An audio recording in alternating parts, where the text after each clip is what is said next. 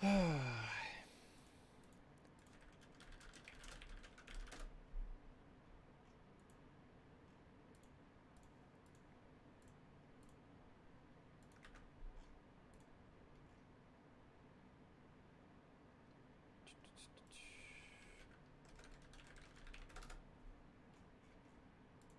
we go.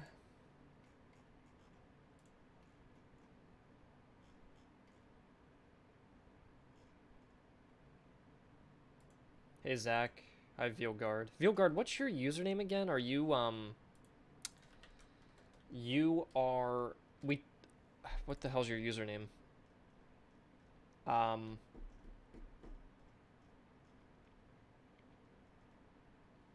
Why do I forget your username?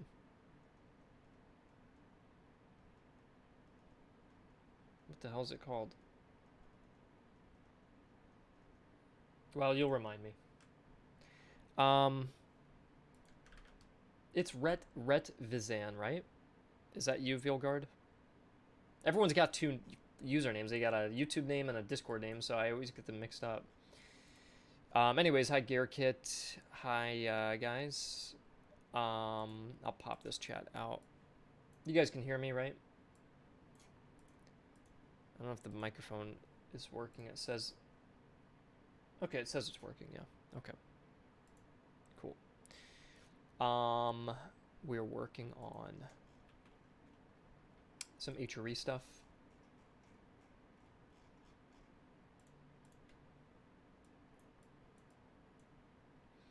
Okay. All right.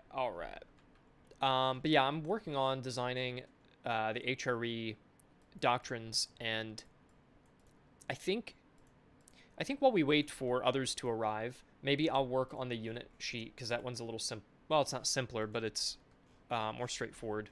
The doctrines require a bit more creativity. I'm just finalizing what I want their doctrines to be here. I'm gonna have to create two different proposals. One's gonna be a lot more, I guess, risky and creative, and the other one's gonna be more straightforward. For now, though, I'm bouncing their unit stats, and a community member named OH, who's a playtester as well, made his own recommendations for balance. And Fun Police, who's another community member, also made a recommendation for balance. So I've been using some of their suggestions and then implementing what I think should happen. What's kind of cool about this sheet is this is the stat in these columns, and then the -5 or the 10 in green or red, these are like what the change is. So if I made the Dragoons have, 20 less speed, it's going to tell me, oh, you debuffed it by -25. So it actually keeps a record kind of my changes, which is cool, because if we're doing this many rebalances, this is just keeping track of everything. It looks a little messy, but it's useful. In the case of the Holy Roman Empire, it's not needed because they aren't even in the game, right? So there's no stat to compare against. So we can actually just mark these darker. I think that looks a little nicer. And you can see I'm just going through filling out their stats. I think I do have a regret that I regret approving a DLC so quickly. It's a free DLC, but adding a new nation in like a month and a half after the game came out, I think it's a little premature. So I think that's the only thing I messed up on. I mean, it's almost done already, but I wish I had more time, because I probably could have spent longer with it and playtest it a little bit longer and so on.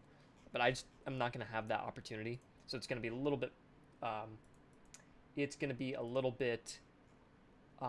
rushed, but I don't think the quality is going to be bad. I just think it could have...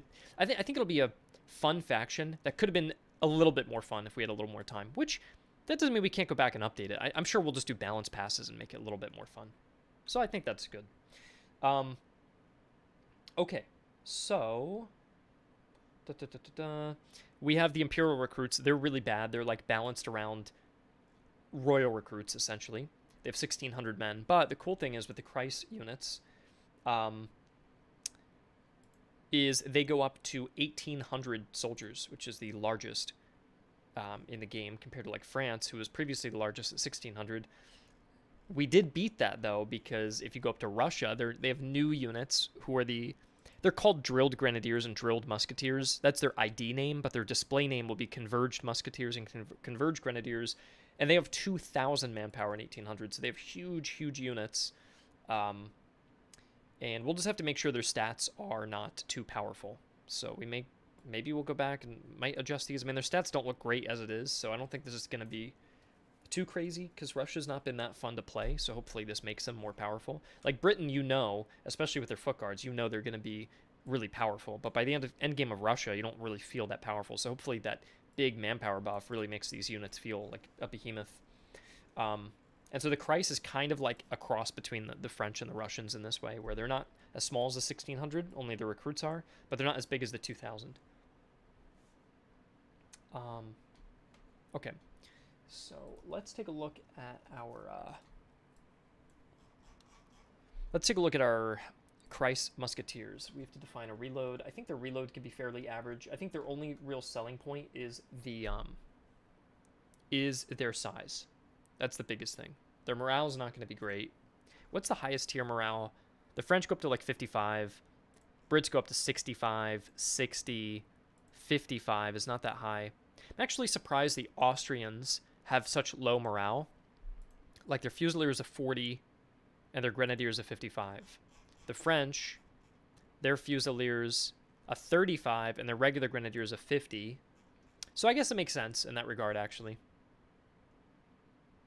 I think the issue is the Austrians start stronger, but they don't have as much to upgrade into for their infantry. So that's probably how they're balanced around. For the Prussians, yeah, they have a ton of infantry. It goes up to 65 there. For these guys, regular musketeers tend to get like 45 stamina, and then the veterans are also 45. So that doesn't really go up. I believe that's the case. Let me just double check. That's true. Yeah, stamina of the regular and the veteran equals each other, but then the Grenadier is meant to have 5 more, it seems. 5 more, 5 more, 5 more. I think we made one mistake under the Hessians, where look, we gave them 60, but it should be 55. And yeah, I'm really debuffing their stamina, but I think that's fine because you want the Highlanders to have the greatest stamina and speed. You want them flying around, very agile. So I think that's fine there. But that means when we go here, we're going to want to do 40 and then 45, I assume. And for their reload, what's the standard reload? Let me make sure I have the chat open with you guys as well. There's a Swedish mod already? There is a Swedish mod, yeah. Heard you talk about a Minor Nations pack. I spoke a bit about that as an idea, but I don't have anything actually drawn out for it. Which unit is the art portraying? I believe it's a Saxon Chevalier, which is like a mounted carbine-like unit. Will it be on sale when the Steam winters? Yeah, this will. What's cool, History Cow, is the game will be on sale for 10% off with the winter sale, and the DLC will be free on top of that. So it'll be really, really good in that way. The Russian team is confused about the hangers. Hangers are swords, and so a hanger is like this. I don't know. Yeah, hanger is another word for a cutlass, it seems here.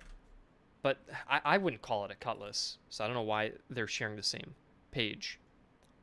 In England, 16 formally began to supersede by the hanger. Define hanger. Maybe we could look at the etymology. So, secondary definition. It doesn't even list it as a... It doesn't even list it under the definition, but it is a hanger. I don't know... Often called a hanger, or in German, a Messer. Maybe like hanger sword. What is this translated to in Russian? Obviously it's Google Translate, but is this a thing? No, it's clearly not. Yeah, I can see why. I can see why this would be confusing. That's gibberish, yeah. I don't know. It's basically a short sword that an infantryman carries. Look, infantry hangers. Why is a sword called a hanger? Because, oh, they're hung at the user's side. So it's just, that's kind of a slang name that they would give it because they would hang it off their side, which is kind of dumb, but description, infantry sword. That's probably what you could call it, dwarf. I would just call it infantry sword. You could do a basket hilt infantry sword and then a regular infantry sword, something like that. That being said, don't I will say don't translate it just yet. It's a brisket or brick brisket, a briquette, a briquette.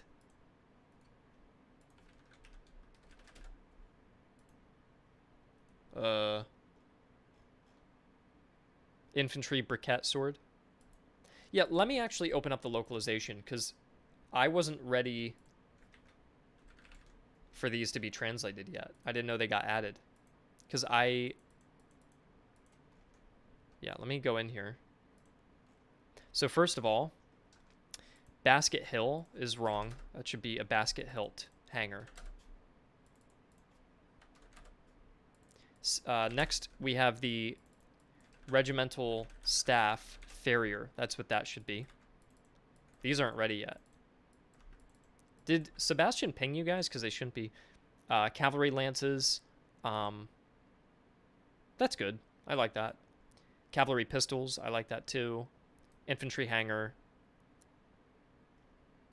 Yeah, I like this. Iron skull caps. That's good. A toe worm. That's good. Water buckets. That's good. Yeah, this is fine then. Will the lances be modeled? They will not be modeled. People are just begging for them to be part of the game, but they will not have a model, no. Maybe that could be done at another time. But we have so little time for this update. Like, the game has been out for a month and a half, and we're, like, adding items and nations and all. It's a lot of work. I think we definitely bit off a little bit more than we can chew. My question is for you guys. So the Kreis, the regular generic Kreis units have a large size. And what should their specialty be? I think they walk a little slow. The morale is not good. I agree with those 2 points. The melee and the charge aren't very good. Stamina is kind of lame to have as a specialty. They could reload quickly. Let me check what my notes are. I actually wrote notes already on what I wanted them to specialize in. But I don't know if it'd be fun to specialize them just in having a large size and nothing else. So let me just double check.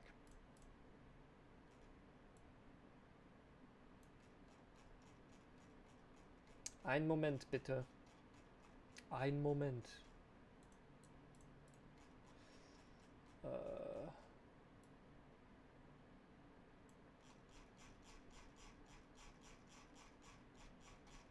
Where the hell did I send that image?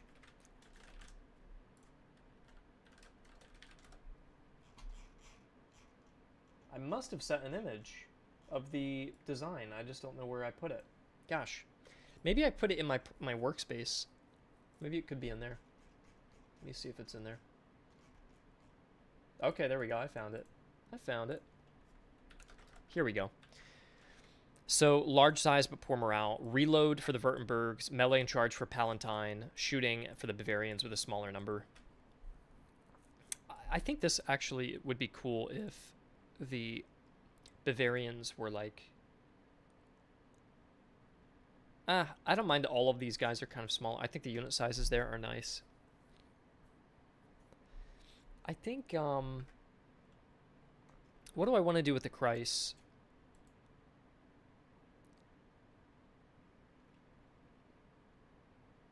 Maybe they, I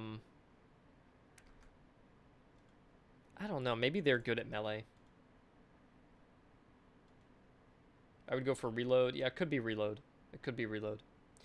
Yes, I did watch the medieval trailer.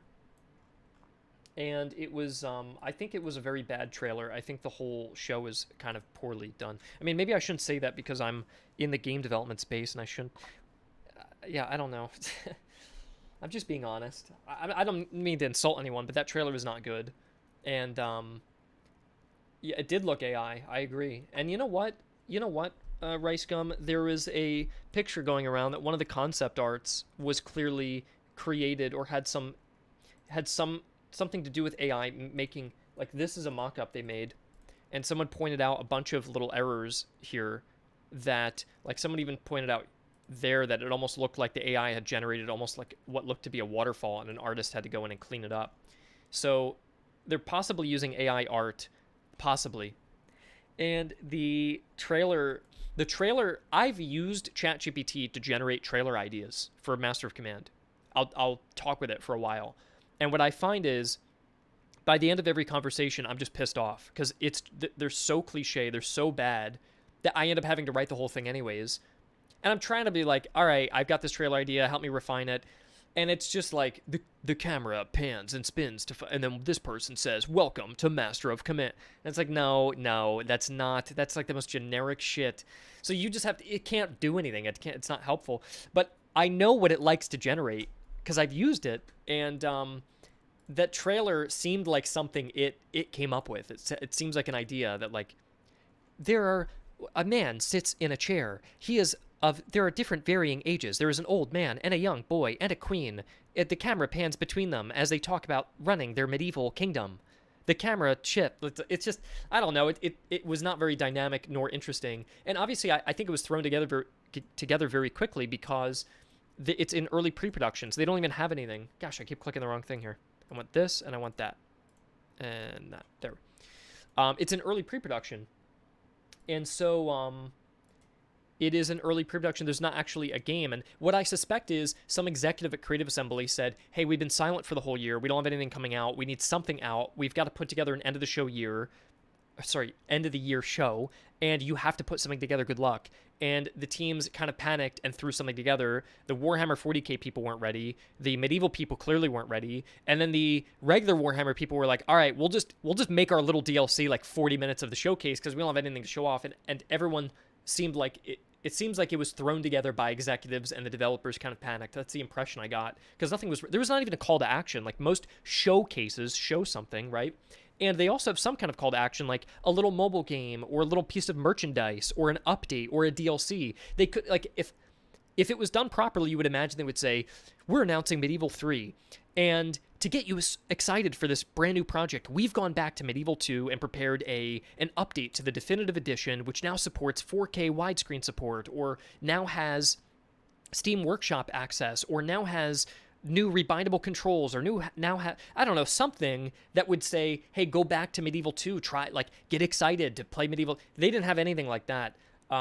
They didn't even shout out their mobile games. They've had that other team that just I think they just announced a Napoleon Total War mobile port. They didn't even talk about it. So it was very surprising that they had no call to action. There was no, there was nothing actionable. I mean, Medieval 3 doesn't even have a Steam page. There were nothing you could do after watching that show besides buy another Warhammer 3 DLC. And that's very anticlimactic for a showcase. It wasn't a reveal or a discussion or whatever. It was a showcase, and nothing was shown. So I think that is why it was not very good. Okay. Christ Musketeers, maybe we make them fire quickly, but they're really inaccurate. I think that could be a fun... It seems like it'd be the obvious idea for them to make them melee focused because they're a horde and they're large, but that feels a bit cliche. Maybe it could be the case that their charge is decent when their melee sucks, and then their reload is decent, but their accuracy sucks. So they can rattle off rounds and run into you, but if they're actually in a prolonged firefight or a prolonged melee, they're horrendous. I think that's at least something interesting that we could do with them. So who has got good reload? Let's give them Prussian reload. So they could be like a 20 to 25. And then their musketeers go up to like a 30, 35. And their grenadiers, just like the Prussian ones, could be a 35, right? And it's like, oh, we're just like the Prussians, except we're really slow, and our morale sucks, and our stamina isn't very good, and our accuracy is even lower than the Prussians. And the Prussians don't even have good accuracy. Their musketeers 20. These guys have 20. I may lower this. I may lower their accuracy even worse. Yeah, I may do that. We may go 5, 10, 15, 20. And the Grenadiers typically have the same accuracy. So the veterans usually go up by 10. So these guys go up by 10, meaning they go 25, and these guys will go 20. That's typically how I balance it. You go 5, 10, 15, and then the veteran jumps up 10, and then the Grenadiers in between. So their accuracy is really rough. Now, by the time you do get to veteran, it is 25, which is not too bad, but it is pretty rough. The charging is going to be... Let's do the charging as good as... What do the Russians have? Their musketeer charges at a 20. The French musketeer charges at a 20. What if these guys charge at a 25?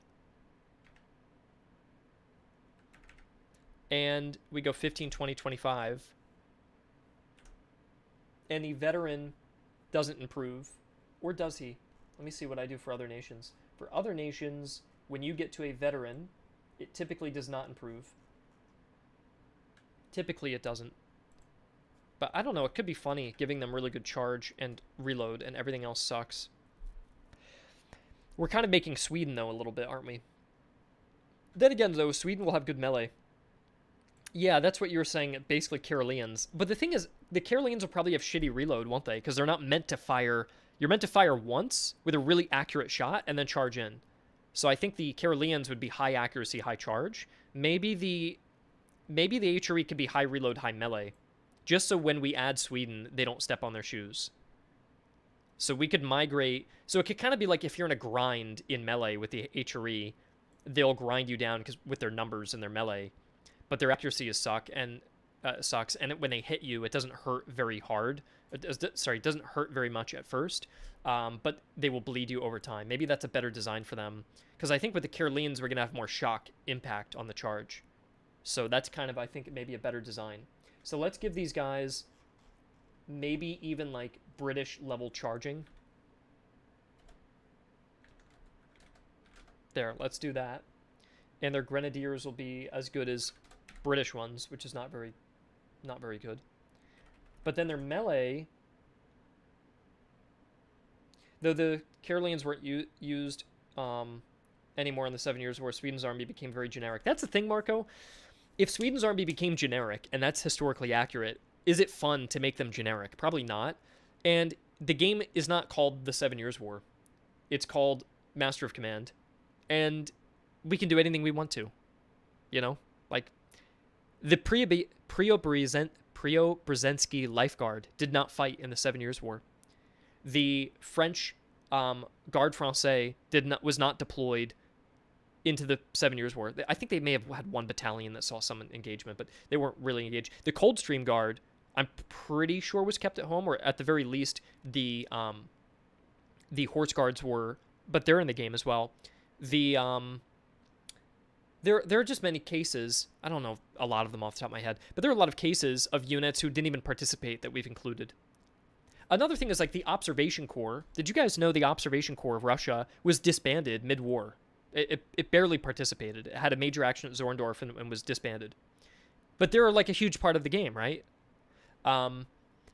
So I don't know if it necessarily matters that if Sweden is meant to be generic and boring and suck at everything, if we should do that, you know, because that's what would, you know what I mean? So I think it's just more fun to, I think it would be more fun to just make them interesting. And that is, now we could compromise. I think the compromise would be they fight with the spirit of Karelians, but they don't have the discipline or the morale to do it as good as the Karelians did. So I think when we design them, they shouldn't have as good as morale. If we're making 1720s or 1710s Swedes, then they could have great morale and great charge. But maybe we would give them, maybe their stamina is a little low and their morale is a little low, so they just don't have it in them as much. But they still have good accuracy and charge, so they can still try the Karelian tactics. And if you reform the army correctly and give them the right officers and items, you can actually get them to their glory. And I think that would be a good design for them. Anyways, for the Kreis units, do you guys prefer the reload and melee focus or reload and charge? Because I would suspect for the Swedes, that will probably give them good accuracy and charge. Meaning you fire one powerful shot and then slam into the enemy. But their reload would probably suck because they're not meant to fire so many times. But I think if we want to make these guys more into attrition, having a large number and good melee is actually a good combination, because that's more attritional. And you charging into a Christ unit would be really devastating because they could defend themselves well with melee, and there's so many bodies that you can't charge into them as much. So I think that's probably the way to go from the way I see it.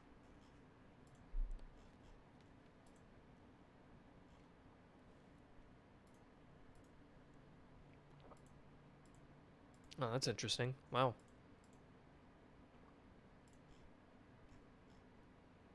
English language not supported. A Sino-Japanese war game. That's neat. Just someone sent me this. Or sent this in a chat. Okay. Yeah, so that's how I think I want to do it. So we gave them British level charging stats. Who's got the best melee? Russian Musketeers are at 25. Austrians are at 25. Prussians are at 20. French Musketeers are at 20. Do we dare give them, like, up to a 30? Like that. But their morale is not very good.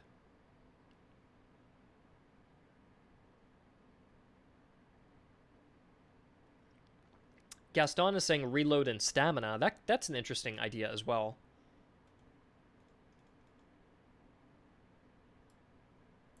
$30 melee I feel like is too high. 15, 20, 25. And then we'll go 30, which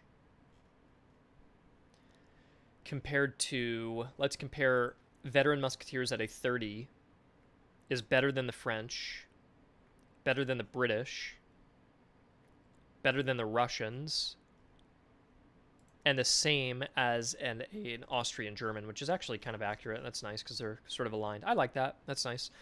And then Grenadiers typically have what?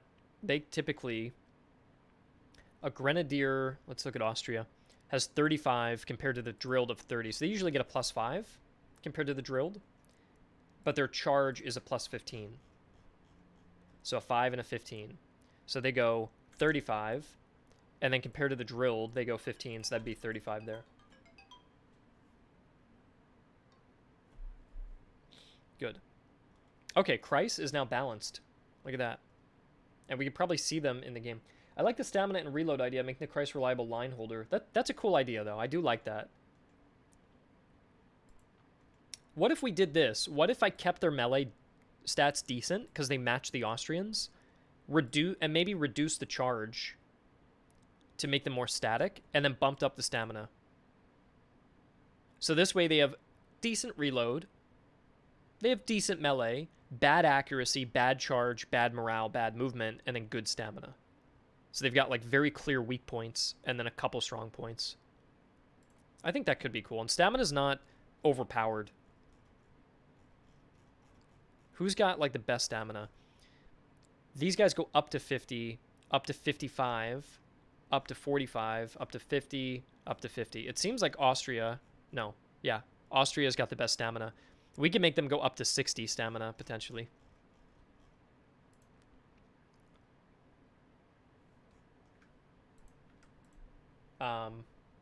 Just to make them stand out. So it could be like a 60 like this. I mean, that's a big buff. But I was going to... They currently have below average stamina at the moment. So if we want to make them have above average, we have to massively push it the other way.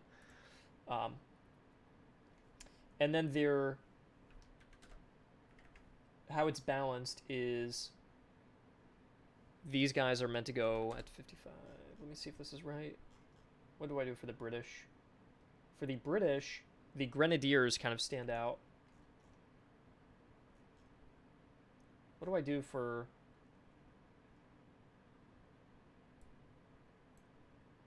Right, that goes 60. This would go 55. And then this would go 50. Do you approve modding efforts that go beyond what you guys have produced so far? I like new tools, but I'm more interested in messing with mechanics and code. Dwarf, I don't mind. We're adding more and more support by the day, honestly. Like, technically, Tom did actually add some scripting support recently. And then did I already debuff the charge at all, or... I don't think I did. We could go 5, 10, 15, 15, 30. So their grenadiers are actually better in melee than they are at charging. And they have excellent stamina. And they have good reload. Do we like this kind of design for them? Or do we think the stamina is too high here? It's at 60 for a grenadier. So by comparison, a French veteran grenadier is at 50. A British grenadier is at 50. A Russian grenadier is at 45. A German Austrian grenadier is at 55. And a Prussian is at 50. We could go down by 5. I think maybe it's a little too high because they are getting the giant manpower, right? So maybe we could go 45, 45, 50, 50, 55. Maybe that looks a little more balanced.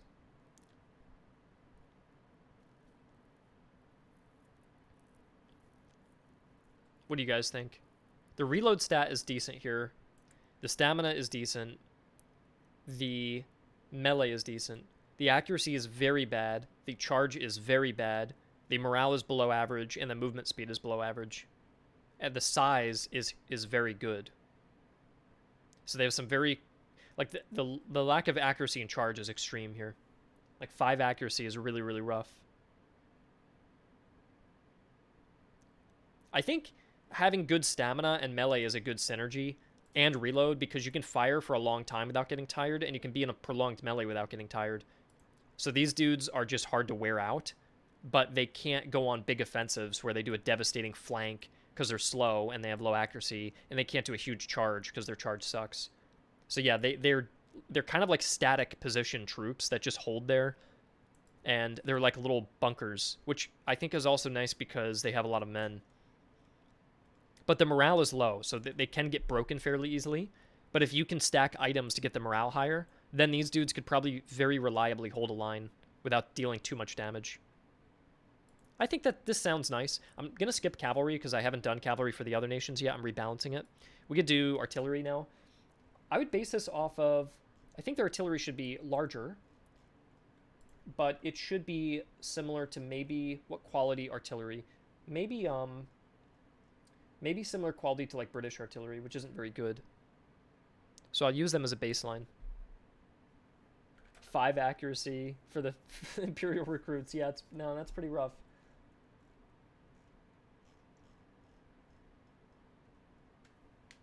Yeah.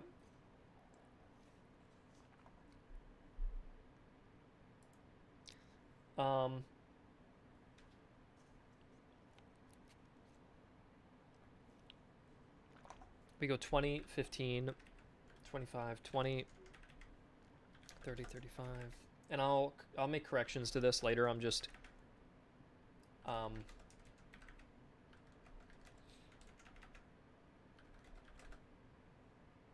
did I mess this up? 0, 0, 0, 0, 25, 30, 25, 15, 25, 40. Good. So this is what the British artillery is like. Let me look at the Prussian one by comparison. Prussian's at 20. I feel like the lower morale would be more fitting here. The stamina, 40. The reload is rough. That's fine. The accuracy is pretty high here. I'd probably lower it a little bit because they get the extra cannons. And I think this is a decent design for the artillery. Let's see what OH recommended. He's got them at 20. He's got their morale at 20. So he's got very low morale for them, but I don't necessarily agree. He's got higher stamina for them, which we could do because that's their theme, right? Is high stamina for the Kreis. The reload he's got a little higher, which I don't mind, because they also have decent reload as their kind of national thing. Typically, though, what I do, it seems, is reload should only increment by 5. With Britain, do we do that? What do we have for Britain? Britain is incrementing their reload. They're actually losing reload, which is weird. Actually, no, it's not weird. No, that's normal. The reload's meant to do what, though? It's meant to go down by 10? Is that right? Yeah, reload is meant to go down by 10.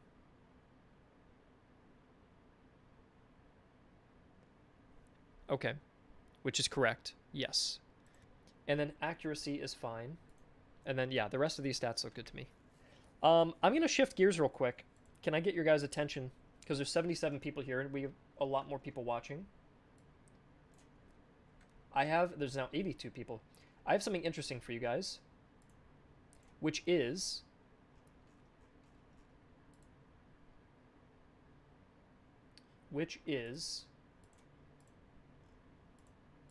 the Holy Roman Empire national doctrines. So I'm creating 2 designs here. I think I'm going to cut all this. You can ignore just about everything up top.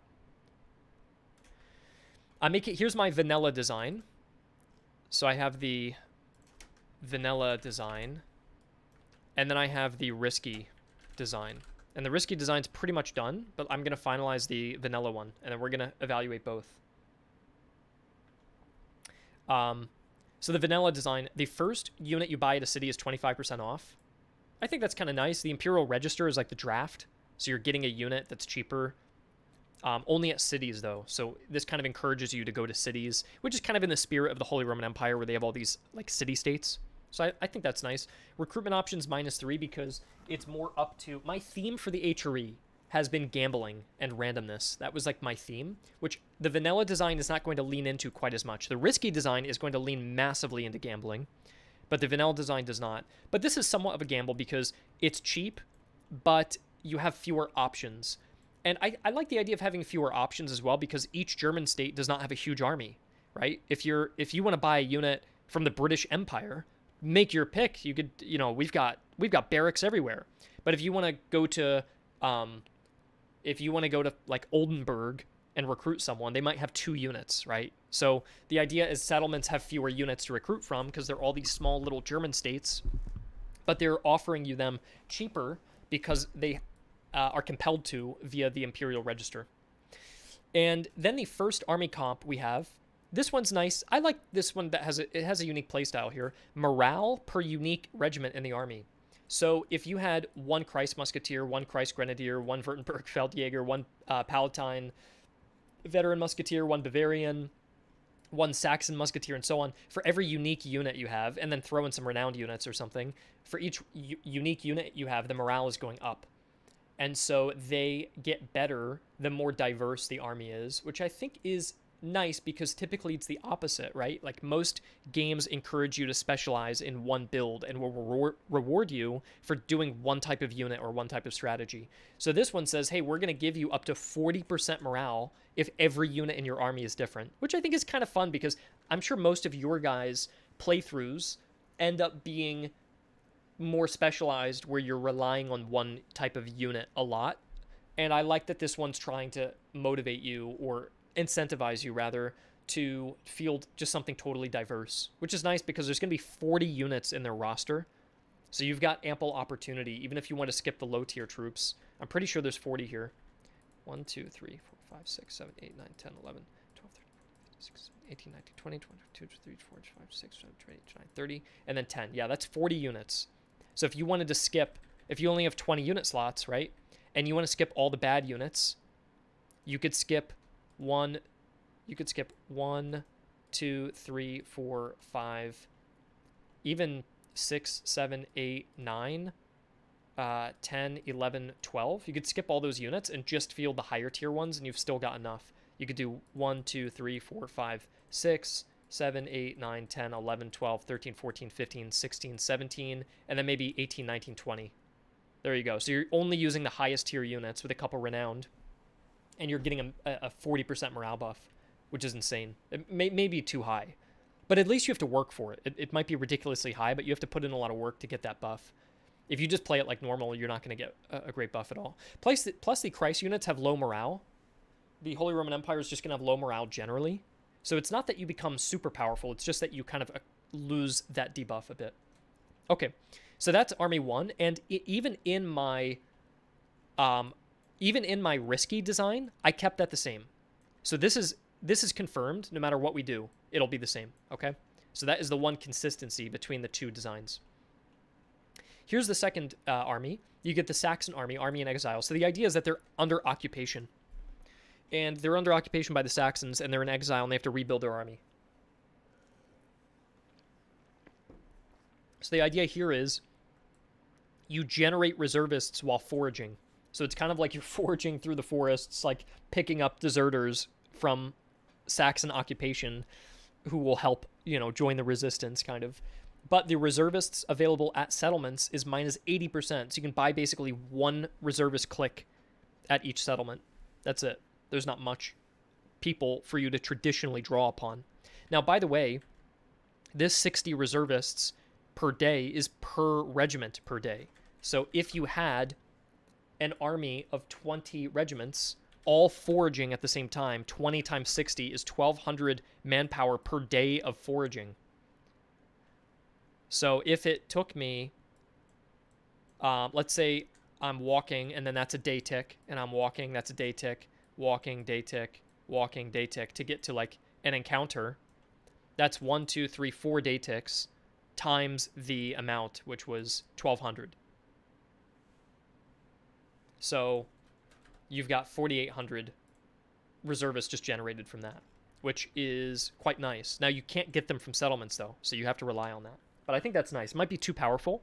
If it's too powerful, by the way, every number here, any number I show you today at all, can be adjusted. It's all flexible.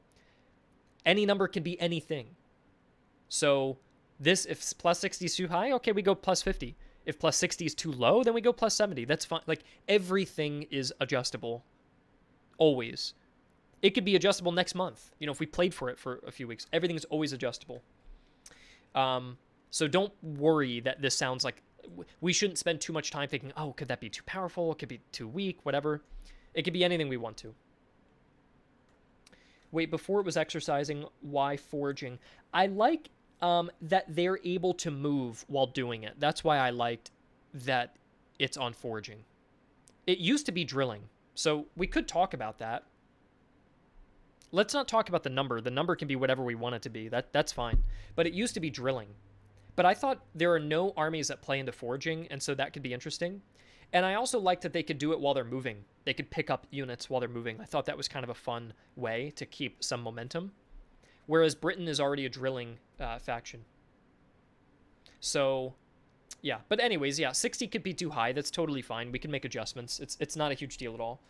I think it's a more interesting question to ask whether this should be foraging or drilling. That at least is more mechanical. And that's not a number you adjust. That's the entire playstyle. So that, to me, is more interesting for discussion, I would say. The exact number can be adjusted through playtesting. We're gonna have a week. We're gonna have a week of closed playtesting where all we're gonna do is test this out, and starting tomorrow actually, and just make sure it's balanced.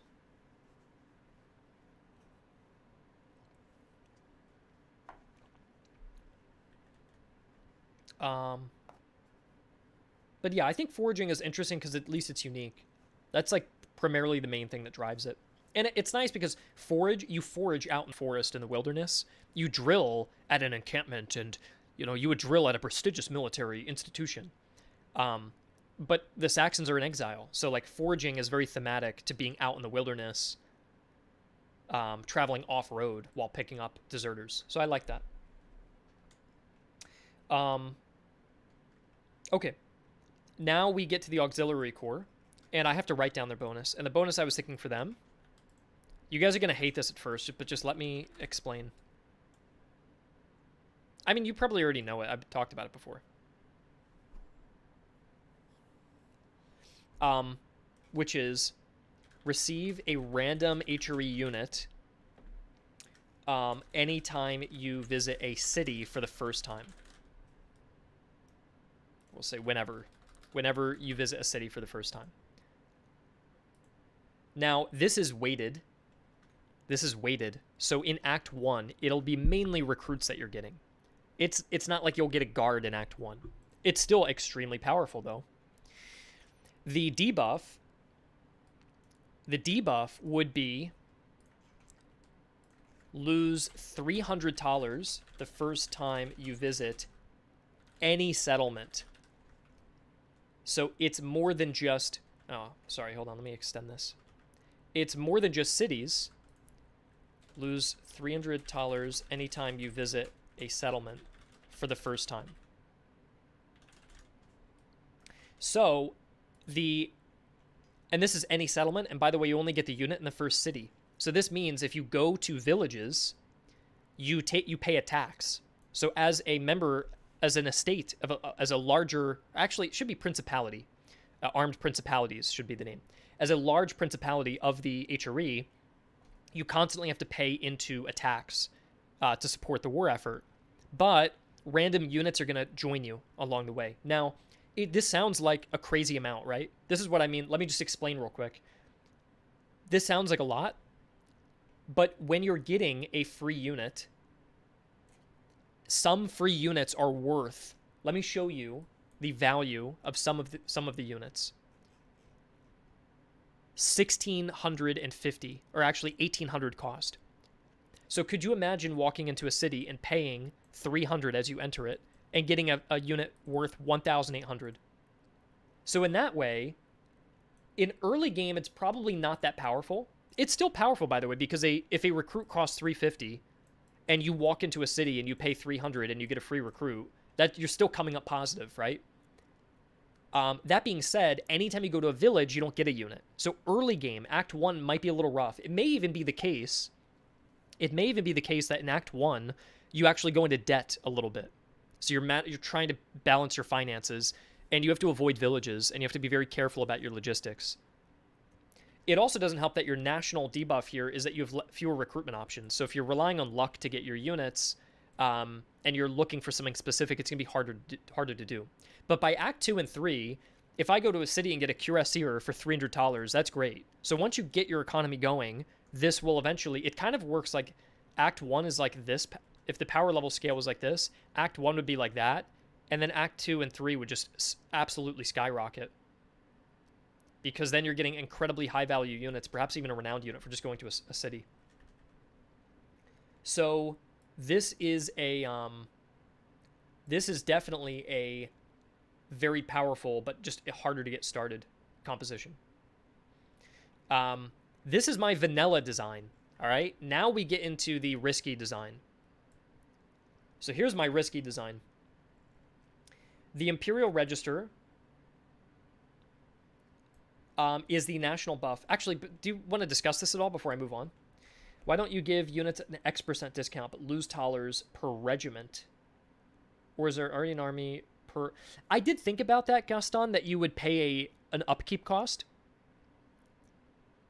That you would pay an upkeep cost, but it's hard to do because by the end game, you'd be losing 20 talers a day, which would mean that you're burning through a lot. If there's a tax, you also need to subsidize the cost of other resources. Take into account this isn't about what kind of units we are getting for free. It's about how many times you visit a settlement. This is only for the first time. So you could find 3 cities. You could find 3 cities and just bounce between them. And you pay a $900 tax for the region. And let's say you get 3 units. And let's say the value of those units are up to like 2,000 and you paid 900. The combined value of 3 units put together is, let's say, 2,000. So, yeah, plundering a village is not visiting it. That's correct. So you'd probably burn villages and be friendly to cities as the auxiliary corps. That'd probably be their more min-maxy strategy. Because you'd make the money from burning villages and then get the free unit by going to a city. Dark comment, I don't know if it's discouraging exploration to penalize the villages more, because the exploration of the game is going out to find encounters and encamped armies. And I think it's okay that you have to pay that tax because you can go negative in dollars, yes. The thing about this is I really do believe that you could, if you just think about it this way, you could go an entire playthrough, a full run of the entire game without recruiting a single unit, without buying a single unit. So you will never purchase a unit at all. How much money do you guys think you spend on units? It must be like $4,000 or $5,000, and you will now save $4,000 or $5,000. And let's assume you're paying $1,000 a region in taxes from going to cities. So you're paying out like $3,000 across the duration of the game, and you've saved over $5,000, maybe more depending on the types of units you're getting. Like if you start getting renowned units, imagine if you got so rich you just start hitting cities to roll for renowned units and just see if you can get them for $300. And if you don't get it, then you reduce the manpower of the unit you got, reduce its ammo to steal it, and then disband it, and even take its musket and its bayonet and sell it off. So you can actually strip the unit that you got for free and liquidize it into resources. So anyways, the other thing I'll say too is, remember what I was saying before, all numbers are malleable. This plus 60 could be a plus 50. This plus 2 could be a 1.5. This minus 300 could be minus 500 or it could be minus 100. Every number is malleable. And it's not worth debating the numbers right now. It is worth debating mechanics. Like, is this fun? As a mechanic, do we code it in and spend that time? But as a number, I can adjust a number so quickly. Like if I go in and we think the British coffers over corpses doctrine is too powerful, you can go to coffers over corpses, load it, go to daily cash, change it to 5, done. Now look, now it's plus 5 per day. Look how easy that is, right? But if I want to change the entire basis of how this doctrine works, I need to create new nodes, and I need to hook them up, and then maybe I'm missing a node that I would need, and now I need a coder to come in and adjust things. That's a bigger conversation. So the mechanics are more important than the exact numbers. Those are going to be played with through playtesting. Before it goes live to you guys, we're going to have closed playtesting, and we're going to iron out the numbers. So I wouldn't worry too much about that. When I go to this other risky design, there's also problems with the numbers. But it's not worth that much discussion about the numbers. If you say, Griffin, the 5% chance per day, it must be 6%. Okay, we can change that. It's okay. That's all right. But let's just talk mechanics for now. Here's my risky design. The Imperial Register has a national passive called that has drill replaced with a new stance called muster. And mustering raises reservists and maybe recruits. Here's what mustering does. Mustering generates 20 reservists per regiment daily. It has a 5% chance daily of generating a free recruit unit. And add 5% to that per consecutive day of mustering. So it's 5% the first day, 10% the next day, 15%. Eventually it'll be guaranteed. So you'll never have a case where you're like, hey, I've been mustering for 100 days and I don't have a unit. It'll eventually happen. Your army replenishment is plus 50%, which is kind of what drilling used to do. Your movement is minus 100%. Now, I don't know if I like this or not. We'll come back to that. And you must be next to a settlement. Again, I don't know if I like that. We'll come back to it. I might take these requirements here, and I might make that an auxiliary corps requirement. So just keep that in mind. I'll put a question mark that might be a requirement only for the auxiliary corps, and we're gonna get back to that. But you pay $5 per regiment daily. Now, what this does is it means you would walk up to a settlement, you'd park next to it, and then you would pay daily to have a chance of rolling a dice to see if you get a free recruit, which is kind of like the theme of gambling that you pull up to a casino and you're like, all right, put 5 more down. All right, put 5 more down. All right, put 5. I think I'm going to get that recruit. Come on, put 5 more down. Oh, I got it. Okay, cool. Let's go. So you're gambling and wasting time and a little bit of money. But even when you're not getting that recruit, you are gaining reservists. So you're actually regenerating manpower and mustering from that city. But you can't drill anymore. So the Holy Roman Empire can't focus on playing as tall with veterancy. It's more about generating those recruits and those replacements and restoring those losses, and you just keep going. So that is their national buff. The first army composition has not been changed. It's still plus 2% morale per unique army. So no changes there, guys. No changes with that. Then we get to the second army. Now we have the army in exile, which is the Saxons. And then we have the auxiliary corps. And the army in exile, now it relies on mustering. It's not drilling. Remember what we were saying before about how I used foraging to generate the reservists? Because I said it'd be nice if foraging generates you the reservists because you can move while you're getting them. Well, here's the bonus of the Saxons. They utilize this mustering mechanic, which is on a national level for the HRE, but they are allowed to do it immobile. So they're no longer immobile. So they can actually muster on the go. That is the theme of Saxony, where you also gain additional reservists, not just the plus 20, you gain plus 60. So it's pretty much the same bonus as the foraging thing, but put onto the mustering level, where now you could do mobile mustering while gaining reservists. And while you're moving, there's a chance now and then of generating a recruit on the way. So they're rebuilding their army through mustering, moving around the map. Now, if they're no longer immobile, it'd probably be like movement minus 50%, or something like that. So they are going slower while they're doing it. And then we have the auxiliary corps, who is basically taking the national buff and saying, all right, I'm going to double down. So let's make everything more extreme. So the idea with them is now you can raise any random unit. It's not just recruits from mustering. And it's a 20% chance, not just a 5% chance, meaning on average, in about 3 days of mustering, 3.42 days of mustering, you will generate a unit, which is pretty frequent, right? Every 3 days of mustering, you'll generate a unit. Compared to if you start at 5%, on average, you're going to generate a recruit every 5.5 days, on average. Now, there's RNG, so it could be on the first day or the 10th day, but on average, it's 5. So they get the increased chance, but the other thing, though, is that the cost of mustering is 3 times higher. So you're betting higher for a higher risk, higher reward, potentially higher unit, but you're putting down more money. So the auxiliary corps is like, all right, we're going to take this mustering design and we're still immobile, but we're going to just bet it all and hopefully we get something. So let's just ride it. Now, there is a risk here where a player could just drop a save, muster for 5 days. If they don't get the unit they want, they could reload the save. But you could probably say the same thing about all of these, where like with the auxiliary corps, if you don't like the unit you got, the city, you could reload a save. Now, we can make it seeded. So even if you reload it, it's going to be the same thing every time. But it does mean that if a player reveals what the RNG is, and if it's seeded, then they just won't go back there. So there's a way to evade that always, but that's fine. If you're playing on Iron Man, I guess you couldn't do that.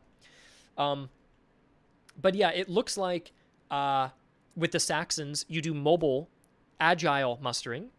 And with the auxiliary corps, you do stationary, big, high risk, high bet mustering.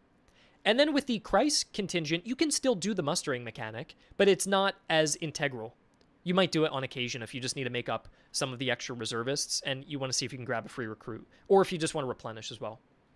So, okay, just a quick question then. Do you guys prefer my more vanilla design, or do you like the risky design? Because the risky one, I don't know if this is fun.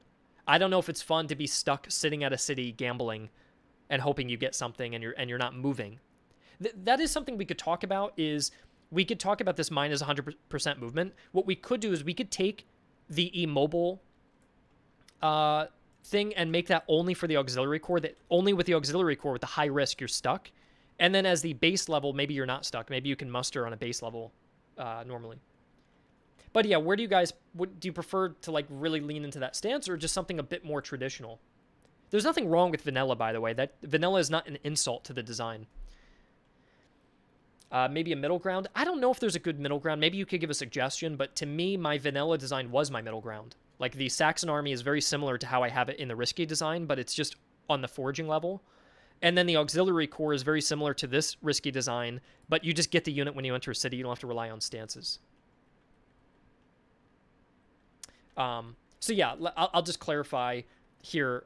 What I'd probably do is I'd probably make the base level mustering not immobile. I'd probably remove that and move it onto the auxiliary corps, because you're getting a really good unit and you only have to do it for 3 days. So staying immobile for 3 days is not it's not annoying. Staying immobile for 10 days is annoying. So 3 days of being immobile is fine. You have to be next to a city and you're stuck while you're raising a really good unit. And then for the national mustering, I'd probably get rid of this and just say that your movement is your movement's like minus 50%.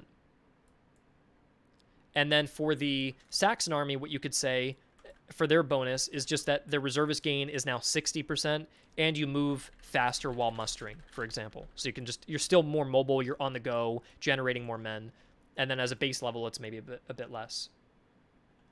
I don't like that base muster only gives recruit units, which makes it useless in later regions. Personally, I like the risky one, but from balancing perspective, I prefer vanilla. I'll do a poll and ask you guys what you guys prefer. Let me just get the poll ready. 1 second.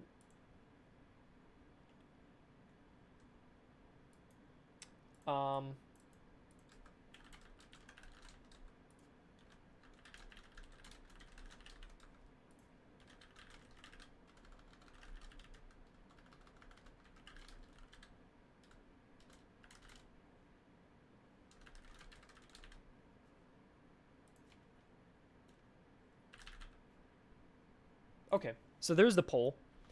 And if you have any more questions, let me know and I can answer questions about how these designs differ. And again, like, everything is malleable, right? So if you don't like this number, that shouldn't mean you shouldn't vote against this because of a number. And likewise, if you don't like how mustering has a 50% movement, you wish it was 25% or 100% or whatever, the numbers can all be changed. That's totally fine. But mechanically, if you don't like mustering as a mechanic, then you should not vote for it. And if you don't like the vanilla design, if this seems less interesting to you, just as a mechanical thing, then you shouldn't vote for it. So it's purely for what you think. It's purely for what you think is more interesting to play as mechanically. Honestly, I'd go for the risky one. As much as I like foraging for both supplies and troops, the gambling aspect makes the faction unique. Yeah, yeah.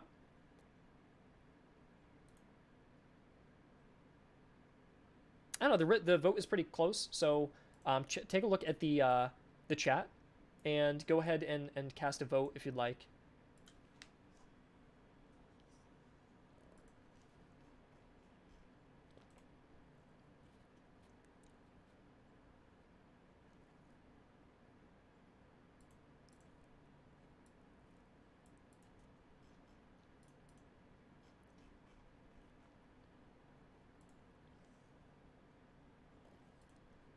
Seems like we're about 60-40.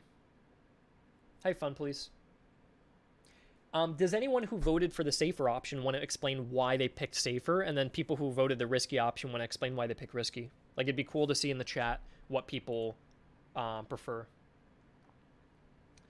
Dwarf says, I beg to you to make it give better units in the second or third region. Yeah, I suppose that's a good point, Dwarf, that I wonder what we could do to make the unit better or more useful later on.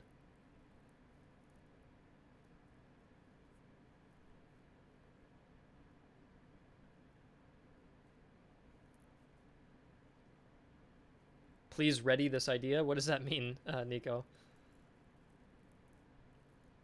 Risky for a more varied playthrough. Risky is a unique mechanic to make them stand out. Right, right. Okay, it seems like people are leaning on the riskier theme. I oppose it because it only gives recruits. Then why don't we refine that a little bit? I think more people seem to be against this. Static playstyles are not engaging, and usually moving around seems nice than playing into mustering. So the issues, here's the issues I'm seeing. I'm seeing,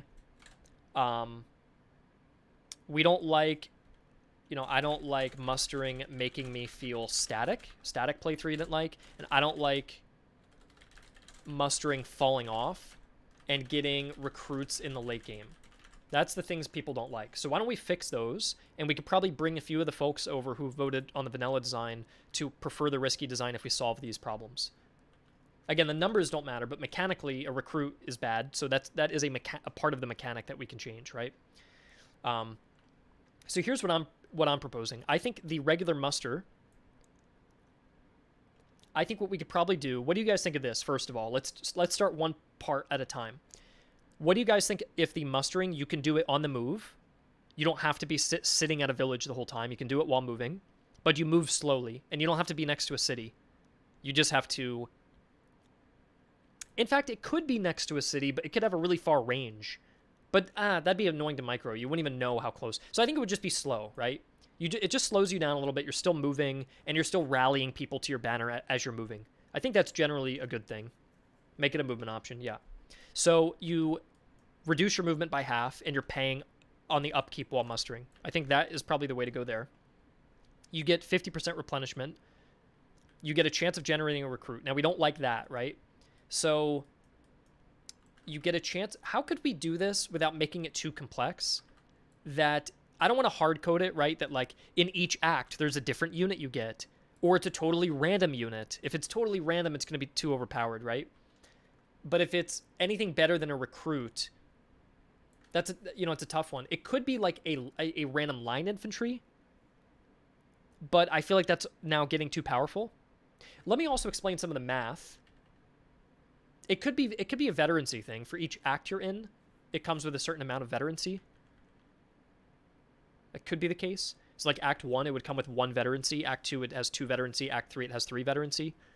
And if it has 3 veterancy, you could instantly promote it. So it's basically like getting a line infantry. So that's an option. That's a very clean kind of approach to it. I could easily see runs where you never used muster and ignore it. Yeah, I agree, Commissar, but I don't know if that's necessarily a bad thing. I could see someone doing that because they don't care about the mustering and they just want to play with the Reichsarmee, and that's totally fine. You can still play into the morale bonus, like that doesn't go away.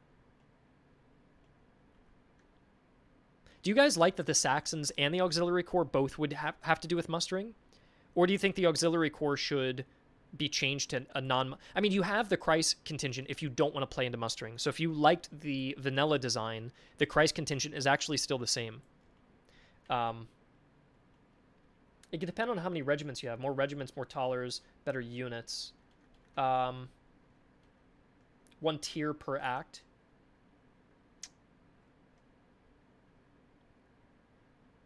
I don't know. I feel like 1 tier is a bit hard to explain. I don't think recruit is necessarily a bad thing, because even in Act 3, you could just disband it for reservists and ammunition. That is true. It does fall off, though, because you're paying higher in the late game, and you're getting a low unit. So the costs go up, and the return goes down. Which makes it not as worth it, I think. I think if it came with veterancy, though, like for example, if you were in Act 3 and you got a 3 veterancy recruit, to promote into a Fusilier costs 3 veterancy. So that would be like getting a free line infantry. In Act 3, I would like to get a very good regular line infantry or medium high infantry, so 6 or 7 veterancy. Yeah, that's true. You could do it on the move, though. That's the thing. So I don't know if you need to get a veteran. Chance of getting... What if the chance of getting a unit was tied to how many regiments you have? It could snowball a little too quickly. It'd make it not very useful early game, but then late game, when you don't need it because you already have so many units, you'd rapidly get a lot of units.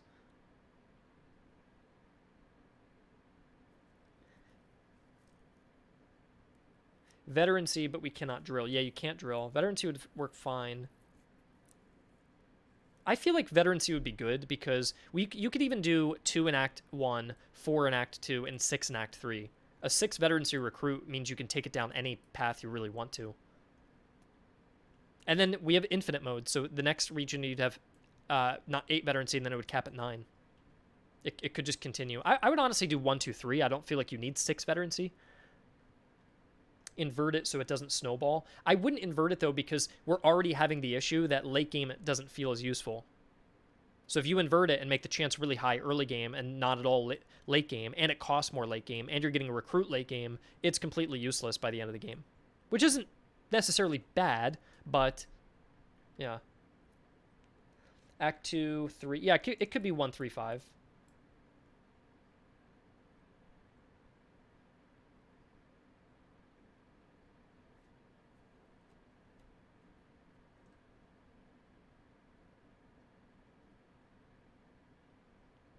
Yeah, it could be that case. Are we over-engineering it, though? Is it a very clean solution to say you have a 5% chance of generating a recruit whose veterancy level is tied to the act you're in based on a 1-3-5 odd counting scheme? And is it a little... It's not so bad. I'm just wondering of, like, is this a little convoluted? That's all. Like, is there something a little simpler? that you could do. That part I don't know, you know.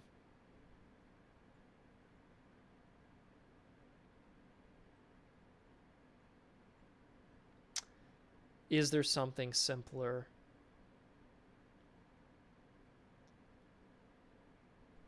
Yeah, I have one idea.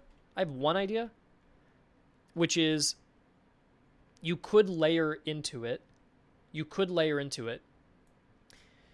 That the chance to generate the recruit is based on the amount of men you have. So it could say like a 5% chance to generate a recruit per regiment in your army. Something like that, right? Ignore the number. The number can be changed. I don't care. It could be 2% or 7%, whatever. So this is making it so more units you have, higher chance you get one, right?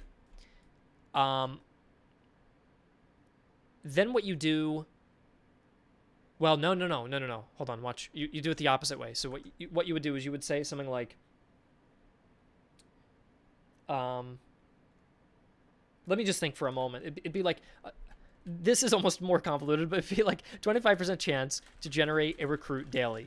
Minus 2% per regiment in your army. So if you had a field of... an army of 20 times 2 would be minus 40, which wouldn't be good, right? So you'd probably go minus 1% per regiment in your army. So if you had 20 regiments, it'd be down to a 5% chance, right? Which is very low. But then what you say is, the recruit receives as much veterancy as days it took to generate. So what you do is early game, it's very easy to generate a recruit, right? It'd probably be like 3 days on average. Maybe if you want to be mathematical about it, it'd be 4 days. So 4 days would equate to 4 veterancy he would spawn with. And then late game, it becomes a little hard. It takes more time because you have a bigger army. But then because it took more time, he comes out with like 9 veterancy or something because it took 9 days to generate him. Something like that, roughly. It's a little convoluted, but like I'm just wondering. It just feels weird saying the alternative is saying this: a recruit is generated, 5% chance of generating a recruit when mustering, and the veterancy of the recruit increases by increments of +2 per act that you're in, which feels a bit weird to say. Like, I don't know, this one feels a bit artificial. Whereas if it was like, this is convoluted though, of course, mathematically it's more convoluted. But, I'm just wondering, like, is there a way... Dwarf says, 5% chance daily of generating a recruit, plus 5% per consecutive day of mustering. In each region, the veterancy of generated recruit goes up 2 ranks, 1, 3, 5. Yeah, that's true. It could be worded like that. I'm sure there could be a simpler way to word it. Maybe X% chance to get a random recruit. Could be vague and just say increases XP of recruit in later acts. That's true, Fun Police. That's true.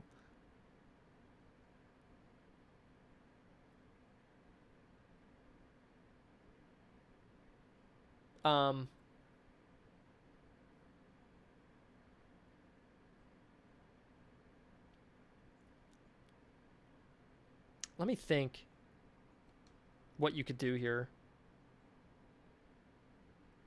I associate veterancy with the number of regiments you have. I like XP on them. I wouldn't do it per amount of days that you've spent. I don't know if I like that. I would rather do it on the act because it's a bit cleaner. But yeah, that's tough to not make it fall off as much late game. I think that is definitely true, that's hard to do. Because drilling's still useful even late game. Forging is definitely useful late game. Forced March is definitely useful late game. Raiding is useful late game. If mustering was a stance that only worked early game, that would kind of suck. So...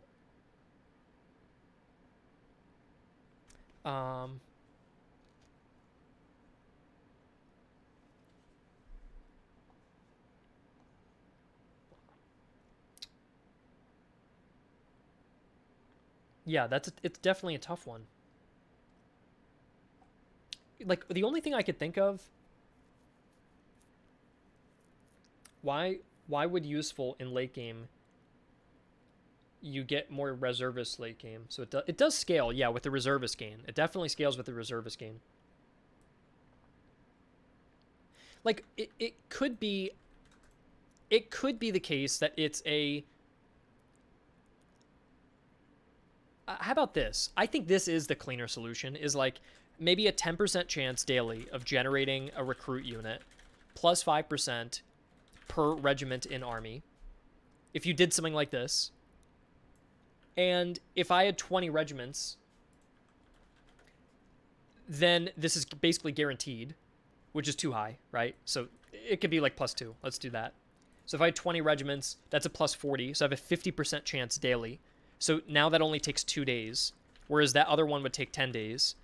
And if you could generate a unit way quicker in the late game, you're pumping out those recruits, and then you're able to basically drain their manpower and their ammo, or keep a couple of them. Like, maybe there could be something like that where like it's so much more efficient to pump out recruits late game that you can just kind of liquidate them or use them. I guess though, an Act 3 recruit is so useless, isn't it? That you would want the veteran. I think the veterancy is going to end up being more useful. You could say the veterancy is based on the amount of units you have mustering, as though like all of the other units are helping them train. So you could be like that. That's a clean solution. You could say that 5% chance daily of generating a recruit plus 5% per consecutive days of mustering. The recruit's veterancy level is as high as the amount of brigades. You could do that. Yeah, amount of brigades in army. So if you have 1 brigade in Act 1, you have 1 veterancy. If you have all 5 brigades in Act 3, you get a 5 veterancy. That's a clean solution, because it also means you would be massively encouraged to open up as many brigades as possible and then muster like hell and then fill it up with these like high-level recruits. And that's a cool idea, and it's not very artificial, and it's not a weird 1-3-5 odd incremental system. That is a clean solution in my opinion. And it's not difficult to understand. And it's cool because you get to play into it. The 1-3-5 is out of your control. But veterancy based on brigades means that I want to rush to open up those brigades as soon as I can. And because I'm not spending money on recruits, I spend the money on the brigade, opening up the brigades. And I think that's a great idea, in my opinion. I really like that. So now we fixed the one solution, or the one issue that people were having. Which, by the way, this is going to be nuts because the auxiliary corps is also going to benefit from that veterancy thing. So they could get like a Vet 5 renowned unit, which could be crazy. But they're going to be immobile. I think they're going to be stuck and have to do it next to a city. I may not even say settlement. I may say city. So let's go... let's do Army 3 in a sec. Let me just write this down. So we're going to say generate. I hate saying generate. So let's say raise a recruit. Or we'll say a 5% chance of raising a free recruit plus 5% chance per consecutive day of mustering. The recruit veterancy, we'll say recruit veterancy. We can clean up the wording later, but for now is based around amount of brigades in army. I think that's pretty clean for now there. Can you look at the HRE unit tree? It's not done yet, but this is... I don't have the costs done. By the way, Lamelitz counts as a recruit, so you could get either of these two or one of those. And if you had 5 veterancy, you'd probably get a free upgrade here, and then you'd be stuck, and then you'd need like 2 or 3 more veterancy, and then you could jump up there or there. But yeah, the wording can be cleaned up later. Don't worry about it too much now. It's more of a note for me until we put it into the localization. Okay. So that part is done. 5 taler per regiment per day. Here's how the math works out. On average, every 5 days, you're going to be generating a recruit. And if you had only 3 regiments in your army, which is very rare, but if you did, you'd pay $80 in total before getting that recruit. If you had 10 regiments, you'd pay $265 in total. If you had a full army, you'd pay $500 in total on average before getting the recruit. So $500 in total across the 5 days of mustering. Now, if it's higher than 5 days, it'll be more. If it's lower than 5 days, it'll be less. But that is the math. I think we could probably make this penalty a little bit higher, or we could make the chance a little bit lower. But I don't want to make the chance too low because sitting around. Oh, you're not sitting around. That's right. You're moving while doing it. Yeah, if you're moving while doing it, I don't mind lowering the chance. It could be plus 2% chance per consecutive day, because I used to have it every 5 days because the player would have to sit still. That was the original design. But if you don't have to sit still anymore, and you could do it on the move, then it could be every 10 days, like on average. I think that's probably fairer, or even 8 days. But 5 days is a little bit quick. But we could play around with the numbers later. It'll be super easy for me to play around with these numbers. So that'll be ironed out in playtesting. What's not super easy is building a recruit veterancy based on brigades. That's so programmatic. That's the programmer would have to spend like a half hour on that. That's not something you could just tinker with. That's a core design principle here mechanically that needs to be decided early on. But the exact numbers can be altered very easily. I'm happy with the Imperial Patchwork. Do you guys like the Imperial Patchwork where you gain the morale per unique army? I kept that in the vanilla design and in the unique design. I think this one I'm happy with. And what's nice is if you don't like mustering, you don't even have to use it to benefit. This is just a completely independent bonus. So I'm pretty happy with that. I'm also pretty happy with the design that we've just come up with mustering. So I'd be willing to kind of mark those off for now. So the only 2 remaining questions are Army in Exile, which is the Saxons, where they're gaining 60 reservists per day of mustering instead of 20. So you're able to really regenerate the reservists very efficiently. And secondarily, maybe they move faster while mustering, or we could just leave it at that. That they just gain the extra reservists per day and just keep it clean. This way it's a one line. Because I don't think many armies have many doctrines with multiple lines of bonuses. This is just one big solid bonus you're getting. Which, like we were saying before, the math works out such that 60 reservists per regiment and army means you're getting 1,200 per day of mustering while moving, while having a chance to generate a free recruit, which is kind of nuts. Now, you are paying. You're paying $5 now, but I feel like that is a good enough bonus there. We could also make it so that you move faster. I'm not opposed to that. So if we want to, like, and moves quicker, question mark, so they can travel a little bit more efficiently while mustering, I'm not sure. But I like the idea that they're able to, like, really bring in a lot of manpower while mustering. I think that's interesting. It's not really a play style, but I think it's still interesting because you can't buy them at cities anymore. You can't buy manpower there. You have to rely on the mustering. Which is kind of nice because if you got beat up in a battle or you just took a lot of losses, you get casualty replenishment and you're generating a ton of reservists. So those synergize quite well because you're able to very quickly get your army back up on its feet. So it's more than just like an eco bonus where it's like, oh yeah, you just get more manpower. Well, no, you get more manpower while you're replenishing fast through mustering. So you're able to just regenerate the army very quickly, which I do enjoy that. So I don't know if it needs to move. I don't know if it needs to move that quickly. Now we have the Auxiliary Corps, and this is the one where I want this to be the ultra. I want you to feel with the Auxiliary Corps. What's the meme of like GIF of old people gambling? This is how you have to. Yeah, this here. Okay, this is the Auxiliary Corps in my opinion. Okay, like I want you to be stuck next to a city, spending a lot of money to potentially get a really good unit, and I think that to me would be fun. There. The main issue I see with this option is that every army is just a variation of the HRE army. The vanilla did seem like every army was much more unique than the others. That's fair. I think that's fair. I guess the only thing with the HRE is it doesn't have a different playstyle. Right.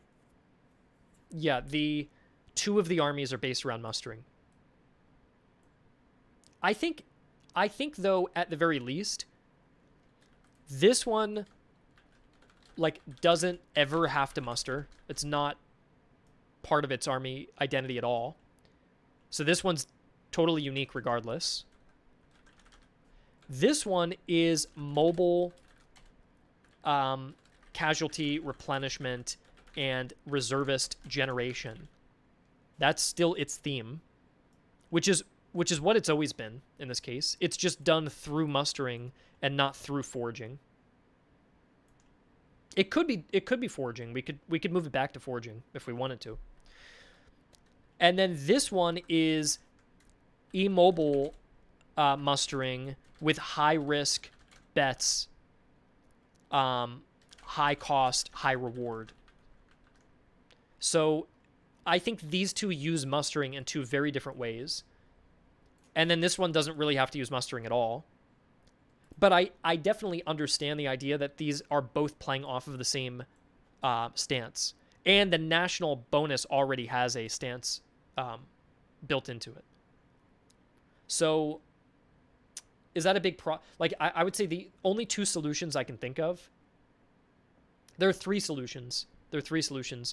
One is change this out entirely. Option 2 is change this out entirely. And then option 3 would be to move back to the vanilla design. So that's kind of what I'm... Of them, the Army in Exile maybe seems the most bland to me. Yeah, I do agree that... I probably... Would you guys probably agree that the unique army per regiment is good, and the super high-risk bets with no movement is interesting? It's no movement, but you only have to spend 3 days. So you do 3 days to place a high-risk bet. I think both of those are interesting to me, that both play into this like gambling theme. Sorry, this one does not play into a gambling thing. This one's just its own unique thing.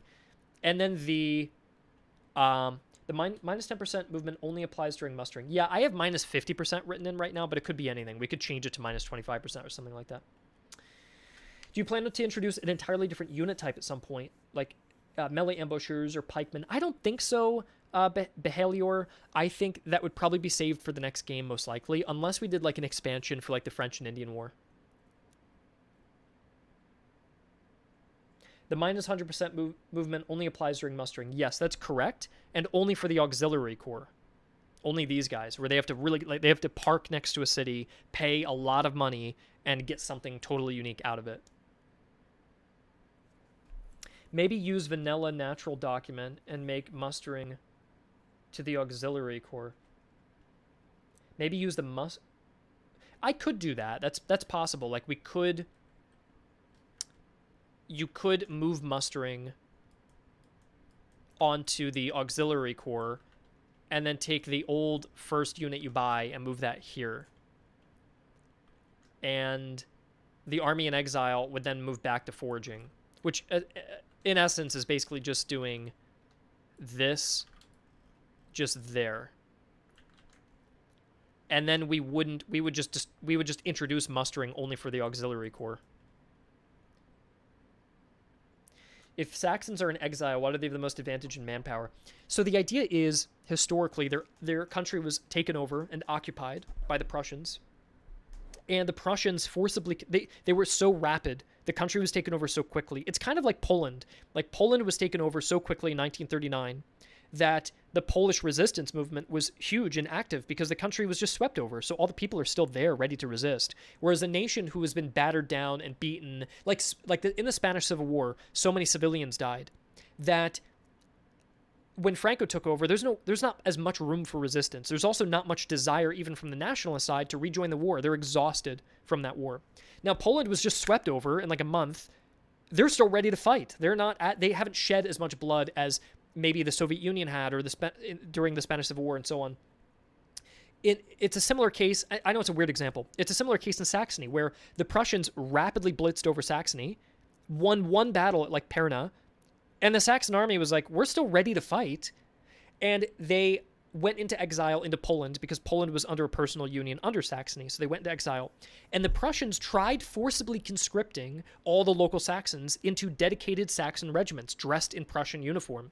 Well, the Saxons were so discouraged to fight for the Prussians that they immediately deserted from the army in record high numbers. It was massive desertion. Most of the entire regiments were dissolved through desertion, and they were all fleeing into Poland under the banner, under the call of the Saxons who were in exile. And the Saxons were effectively able to rebuild their entire army very quickly, and then rally with the Austrian forces, and then move back in. And then the Reichsarmy eventually moved into Saxony and liberated it, which the Reichsarmy was separate from the Saxon army, but they moved back in, they liberated the country.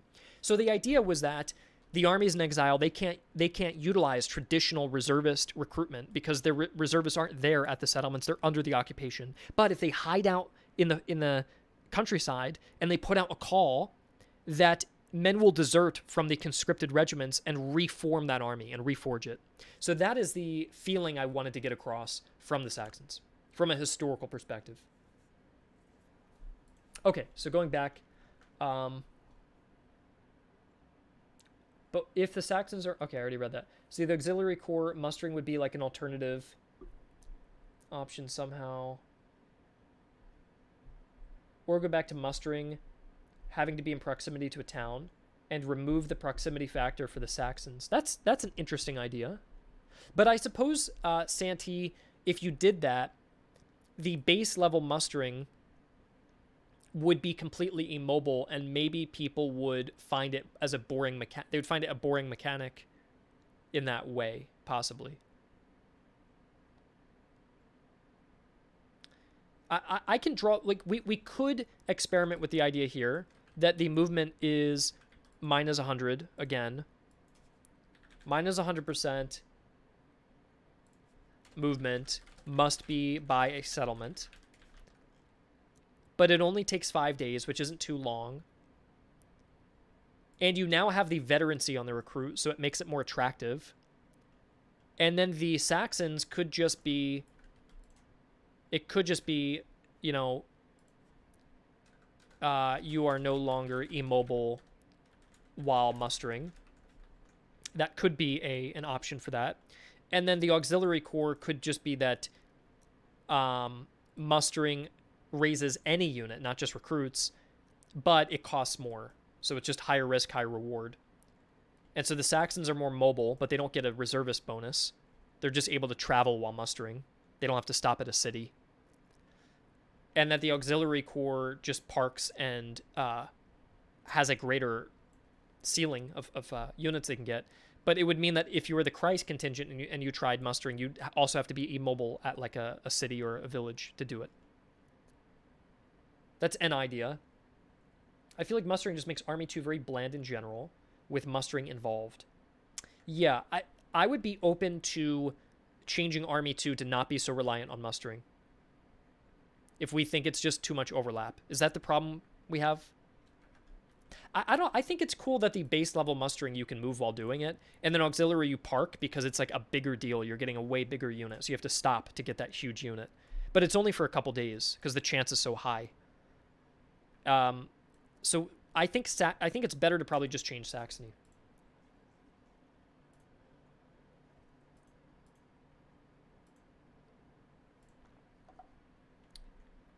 It could be...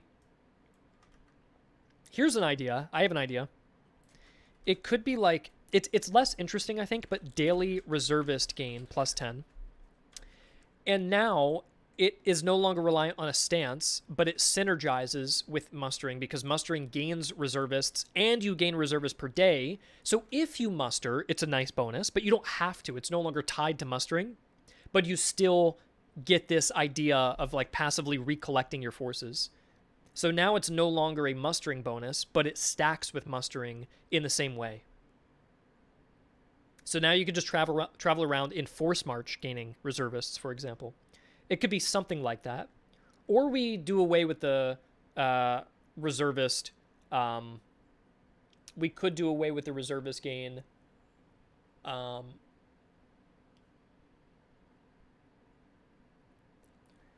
What about spending replenishment to buy new units? I don't know what that means.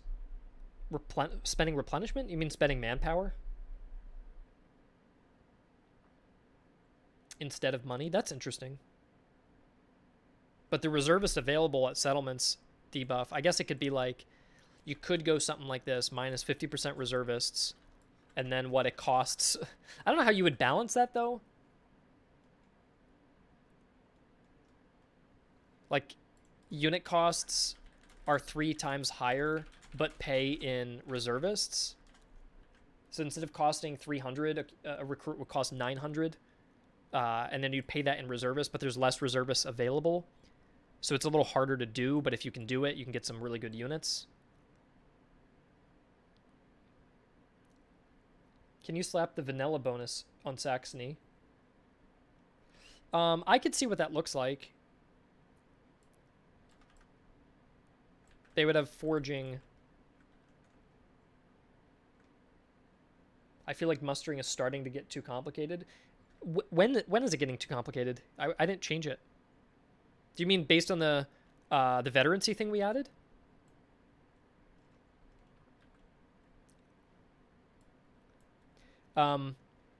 This would now be foraging generates 60 reservists per regiment daily.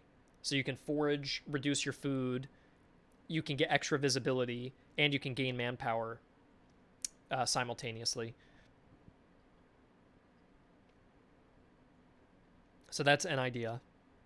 It feels a little weird, though, because then you'd have foraging to generate reservists, and then you'd have mustering to generate reservists, and now it feels like they're kind of doing the same thing. So I don't like that quite as much.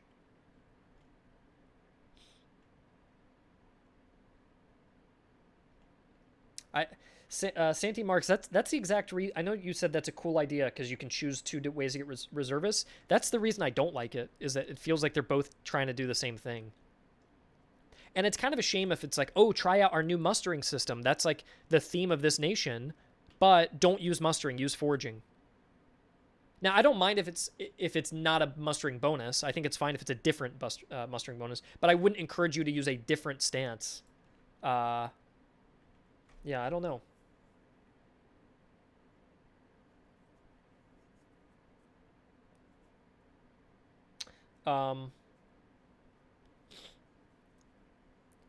Some combat buff, but brigades can only have 3 units. I don't know if they need that. That's a cool idea, though. I'm not shooting it down. I'm just thinking. Since they're in exile, yeah. Yeah, is there anything thematic about being in exile and trying to reforge your army back together? The auxiliary corps and the base HRE are more like, they're using like a medieval like levying system where they're levying units from locations, which I think is neat. And then you have the Kreis, who are trying to form like a patchwork of all these units, which you could do through mustering. You can grab recruits and then try to promote them quickly into unique regiments. So that actually synergizes well. I like when it synergizes with mustering, but doesn't directly have to do with it, you know? I think that's interesting. So like this actually works nicely with mustering, but it's not written in its bonus. And I would similarly say with Saxony, it'd be cool if it could benefit from mustering, but it's not written in its bonus, which is why I thought this was kind of a unique idea that someone said that units, you pay for units in reservists instead of money. So you just outfit them with the men, and then you can generate men using mustering, but you don't have to use it. You can find reservists in any other way you want to. Thought that was kind of I don't know if that's really thematic to what Saxony is about, but it's interesting to like put together some reservists that you can and then form a unit out of it. I think that's kind of an interesting idea. What's the Saxon unit specialize in? Let me see. I don't actually know off the top of my head. I haven't finished balancing them yet. I don't think it matters too much though, because I don't know if I'd want to give them a combat bonus necessarily. Maybe have Saxony gain food and ammo when forging. You know, I don't think, Jom, that I want to give them a foraging buff because I think it's lame. I think it's lame to say, hey, we have this cool new mustering stance. Okay, go play as this army. Don't use the mustering stance. Use foraging. And first of all, it's redundant that you have a stance bonus, stance bonus, stance bonus. That's already having so much overlap with stances. Too much. we're playing too much into that strategy. And secondarily, you're discouraging the player from actually using a brand new mechanic, which I also don't like. So I would say my middle ground would be like, don't use mustering here, because otherwise you go mustering, and that's too much. But also don't discourage the mustering by telling them to use another stance. Just tell them to do something else. And if they want to use the mustering stance now and then, they can. I think that's maybe a good compromise, I would say.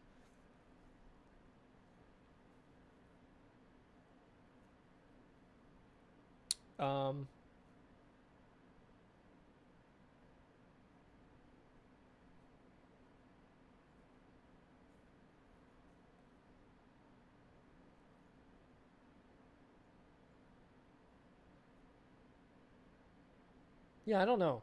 I'm trying to think. I'm not sure. You only read half my message.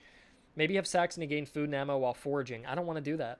And muster for manpower and recruits, because there's no recruits to rescue us. No, I don't like that. I don't want to do another stance bonus, if we're not going to do it, I would say. Saxon army had an ability to generate a unique encounter. No, I don't like that while foraging. I sound like a broken record now. I'll just repeat it again. Hopefully I'll be clear in what I think about this. I do not want to do another stance buff, because we added a thing called mustering, and the mustering will give you reservists and another unit, and we're giving a mustering bonus to the auxiliary corps.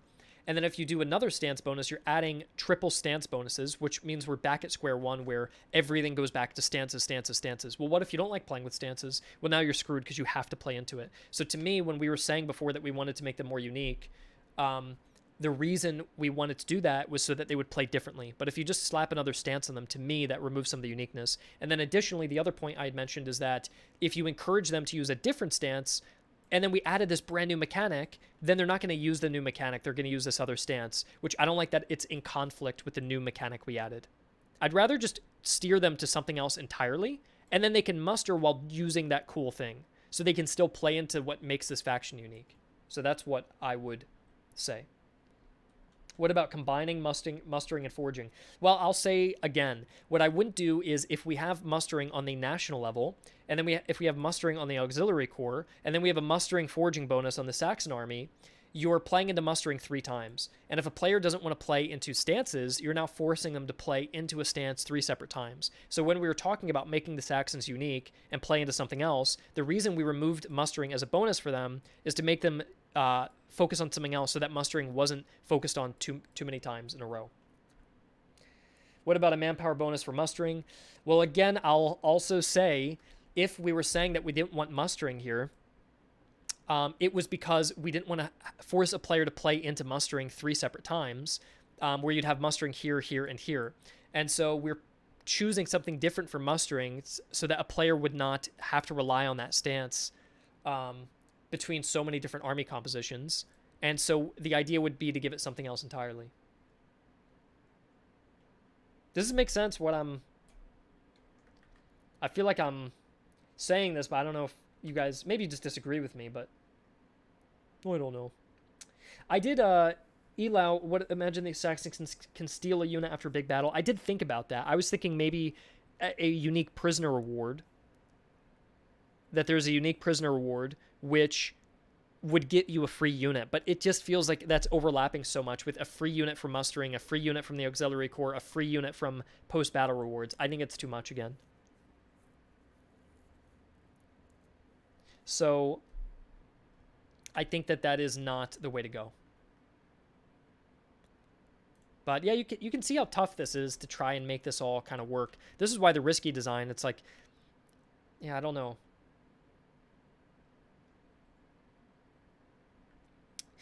All my point was, I just don't want to, if we're changing it from what it was before, let's not make it what it was before, you know? If you guys didn't like that I was playing off of mustering, let's not try to find a new idea that has to do with mustering. Let's do something else entirely. That would fit the Fry Corps. I would exactly agree with that, Herberts. I have the exact same thought, too, where like, oh, that'd be a cool bonus for the Fry Corps, where instead of doubling their prisoner rewards, they would get a free unit from prisoners. I think mustering completely invalidated Saxony's exile-style gameplay. Yeah, I would say that's probably true.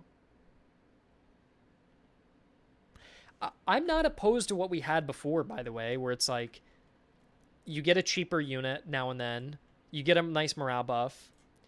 These guys gain reservists while foraging, and then this guy um, gets a random unit anytime they go to a city, and then we have no stances, no new stances. That was my old design. I suppose the issue with that though is I would be reverting us back to this because we're saying we're invalidating Saxony. But the reason we invalidated Saxony is because we didn't like the boring 60 reservists per day. We thought that was a boring idea, right? So we're now reverting it to make Saxony original by giving them a bonus we didn't like, which that's my issue with that. Does that make sense? Like, I actually had something for them where, look, you were saying it goes against Saxony's exile gameplay. Well, look, I had a mustering reservist gain. So you're in exile, mustering on the move, gaining your reservists back. That is the exile gameplay, which we thought the idea of gaining reservists passively is boring, meaning we want to change it. But by changing it, we're getting rid of the in exile gameplay. So in order to go back to the in exile gameplay, we're giving them the bonus, which we thought was boring. Does that make sense? Like, I think that that would be a bad reason to revert back to vanilla because we want to give them a boring buff that we didn't like. Because people were saying they didn't like this buff, right? So why would we go back to give them that buff again while simultaneously making all of this less interesting? So we made the Saxons less interesting and this less interesting and that less interesting in order to make the Saxons unique. But that seems like that feels wrong as the reason to do that. If this is all built under the assumption though that that this is a boring system there.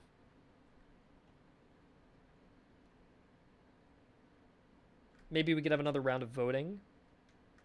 I don't know. Having a democratic design discussion. I don't know.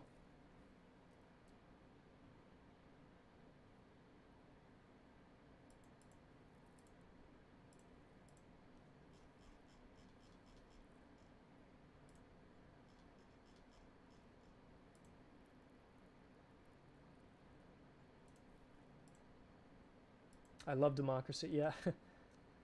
Gain reservists by winning battles. Well, look, you already do that with the Freikorps. Saxony is the only problem. The rest works fine. Yeah. Yeah, they're a little weird right now.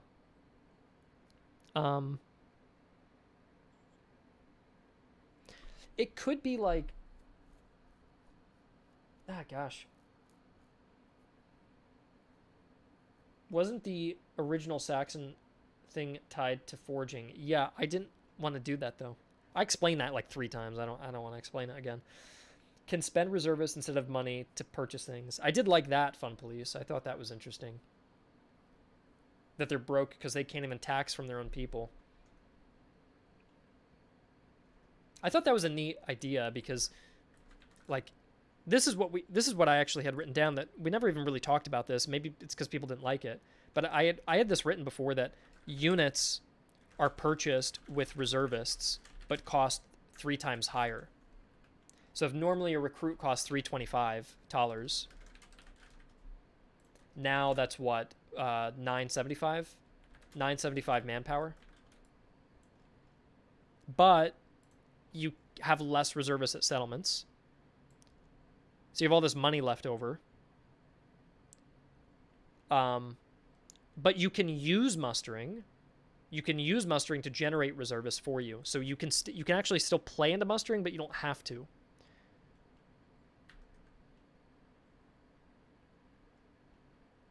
I think that's kind of a cool style there. That's neat. And you can actually use the mustering mechanic to gain the reservists that you need. You could try to outfit the army as wide as possible quickly, and then generate reservists because you get more reservists per regiment drilling or mustering. And then you can spend that manpower to raise new units. And I think that's kind of neat. You'd have a lot of money left over. You'd have an economic imbalance. What would you do with that money? You could probably spend it on items or opening up new brigades. It's kind of neat. I don't think we have to do that, but I think it's cool that it plays into mustering, but it's not directly. You know what I mean? Like, it's not built around mustering, but you can play into mustering if you want to use that.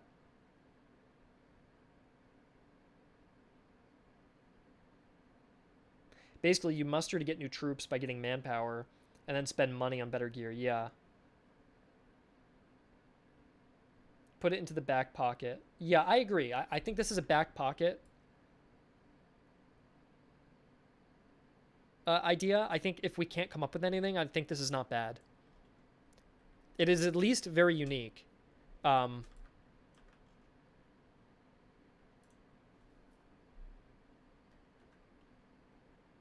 It is at least very unique.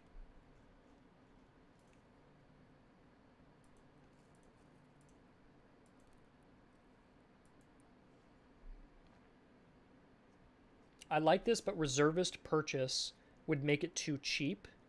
I don't think so, because there are 80% less reservists at settlements. So you can only buy one at a time per settlement.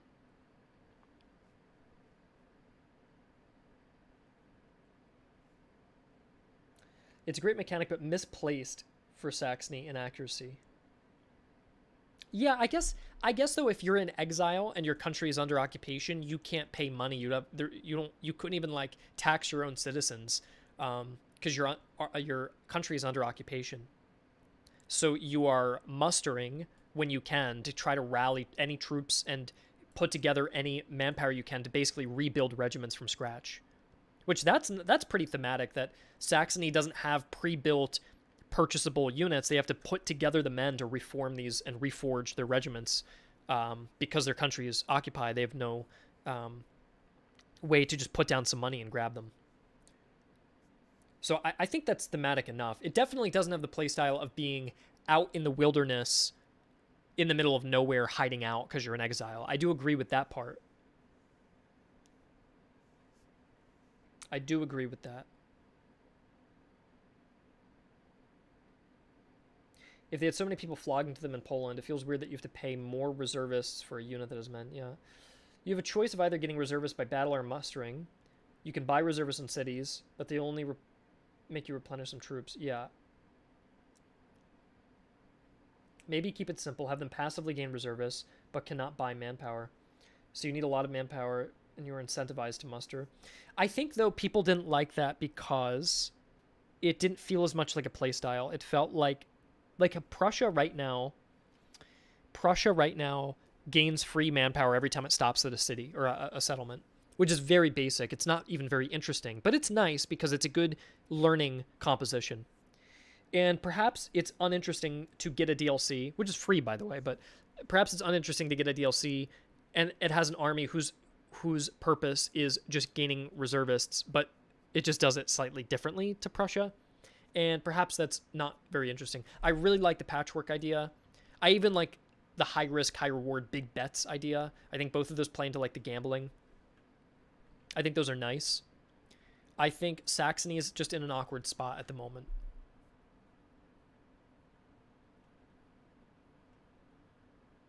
All items are free to buy, but shops have one item each. Fun Police, the one thing I'll say is you're getting into these nice creative ideas, and these are great ideas, but how does that play into what Saxony is about and how they were in exile? Like that to me is the difficult part of that. Like, how do you explain? I guess they're under occupation, therefore they have less war material to purchase. Dwarf, I completely agree. It feels for me we've reached a point where arriving at a public consensus is not possible. I would advise Griffin to activate as inner dictator. That's how I'm feeling too. Which, it doesn't mean this discussion was fruitless, because I really like that you guys helped me steer towards the risky design and we refined it. And I would not have come up with the veterancy thing without you guys voicing those concerns. So that was a very successful exercise in using feedback and kind of a community-derived design through ironing out this mechanic. That's nice. But generating a completely brand new idea to make this unique and to polish off the faction, I feel like that's something that I probably have to do as a designer privately, possibly. Because I think we've kind of stretched this pretty far. Here's what I'm going to do. I'm actually going to keep the stream going and pivot, pause from this. So I'll think about it subconsciously. And I'm going to finish balancing the unit roster for the HRE.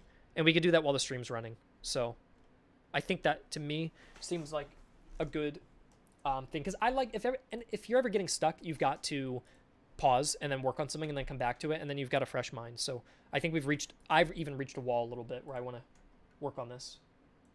Both have to be done today anyways. So, yeah.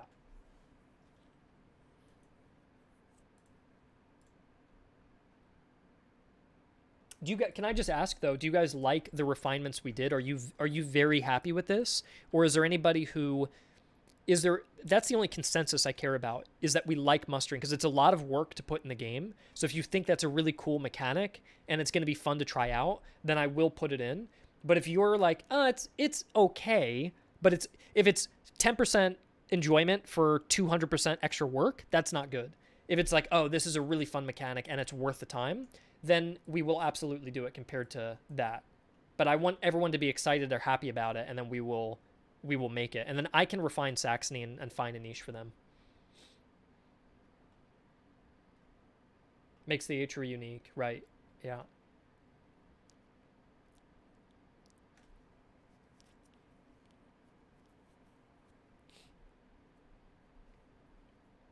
Okay. I agree. I think it also gives the feeling of being like an old, I know this is stereotypical, but I wanted more of a medieval feeling of like levying, like relying on a decentralized state to levy what you can. And I feel like the mustering is very thematic to the HRE. I actually don't mind the reservist purchasing idea. It makes sense for Saxony. My only input would be perhaps to have it only applicable for Saxon units. Yeah, possibly. It could be like Saxon units are purchased with manpower instead of cash or something. That could be interesting. I'll think about it. I'll mull it over and I'll come up with a few different proposals.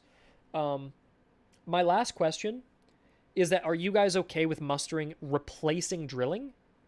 I would say so. The reason I picked it is because, first of all, it's weird that it would replace foraging. Foraging is to reduce food and to scout, so I don't like that it would replace foraging.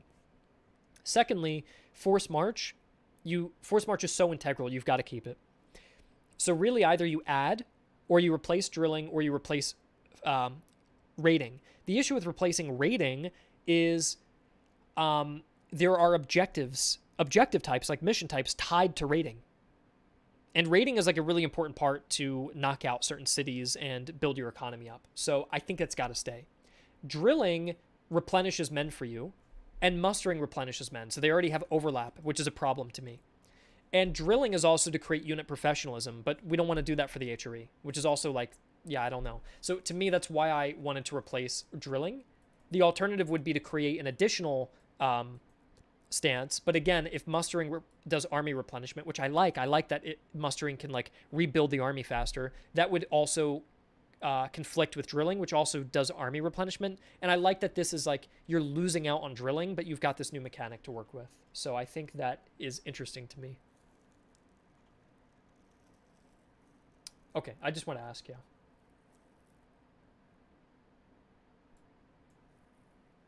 Nico, I did see your suggestion about making it like the Carthaginian spirit, but that is the least popular doctrine in the entire game. And moving over rough terrain is not very beneficial. So I don't think it would be fun for people to have that. That's just my thoughts on that. So Württemberg, Württemberg, I think, is meant to be fast, right? Reload and agility. Yeah, because they've got Jaegers. So we're going to make them move a little quicker. So for the Württemberg units, I want to move as fast as the Freikorps, I would say. So we could go 30, 40. Feldjägers can move as fast as the Freikorps Jägers. And then the Grenadiers can move as fast as the Freikorps Grenadiers. I like that. The Palatine units are a little heavier, a little slower. And I think they should be just as slow as the regular Kreis units. So 20, 30, and I think this goes 25, 35. And then the next one also goes 25, 35. Yes. And then the Bavarians could kind of be a compromise. So instead of 30, which is really fast, or 20, which is really slow, they could be a 25. So 25, 35. And then the veteran goes up. It goes 30, 40. And there, everybody has their niche in terms of like speed and movement.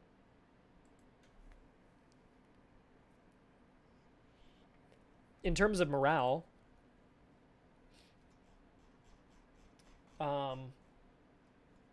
the Württemberg units are 45. The proposal on OH's sheet is that the Bavarians have the highest morale. I don't think Bavarians were not really known for having high morale at this time. I think I get the impression that Palatine's a little heavier, Württemberg's a little like more in the forests and quicker and agile, and Bavaria is a little bit weak in morale, but they can put up a good fight in shooting.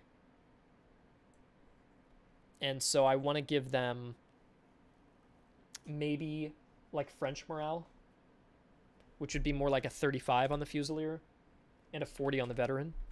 And then Palatine, I want to make them more like a Hessian level of morale. So I'd go like 50 to 55 to 65. And then for the Württemberg, I see them a little bit lighter. They've got the Freikorps movement, but I don't think they've got the Freikorps morale. I think the Freikorps morale is too low. I would give them like maybe Austrian morale, which is more like a 40 on a musketeer. And then a Feldjäger could also be maybe a 40 as well. I think for Austria, the Jaeger has the same morale. What's Prussia got? A Jaeger is 50 and a musketeer is 50. Yeah, we usually keep it the same. Are all HRE non-Kreis units reduced in manpower? I thought it was only Bavaria. I thought so too, but I'm on the fence about if I want to do a reduced manpower or not. What do you think? I think it might be more... Like, I was tempted to do this. Right? Where, like, the Bavarians are a little smaller. Palatine is big. Württemberg is big. And then regular HRE Kreis is huge. My issue, the only reason I changed it last minute is I looked at Saxony, and Saxony is at 1400, 1400. And then Palatine's 1400, 1400. And then Württemberg is 1400, 1400. And then it felt kind of too uniform. Like, I want to feel, when I'm playing as the HRE, I want to feel like every unit is just like so wildly different, and there are different sizes and different shapes and different colors. I want them to feel like a little circus army. And if I want them to feel like a circus, I don't want them to look so uniform. So that was the only reason intuitively that I leaned on going a little smaller. And it makes it feel like these German states are a bit less professional. And then Saxony is like the big one compared to the smaller German states. And then the Kreis is huge, cobbled together messes of units. That's kind of the feeling that I think I wanted to get across. So in that regard, I liked this.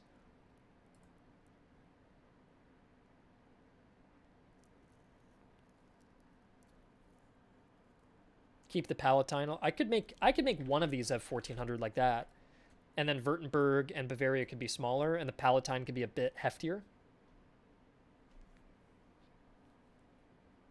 I could do that. I don't mind that. The two most prominent German states of the HRE were Württemberg and the Palatine forces. They were the most important ones in the HRE army, and Saxony, of course. It goes Saxony, then Württemberg, then Palatine, then Bavaria, and then the other German states, roughly. Bavaria is actually even lower on the list. They really did not contribute very much. They're only there because people love Bavaria. But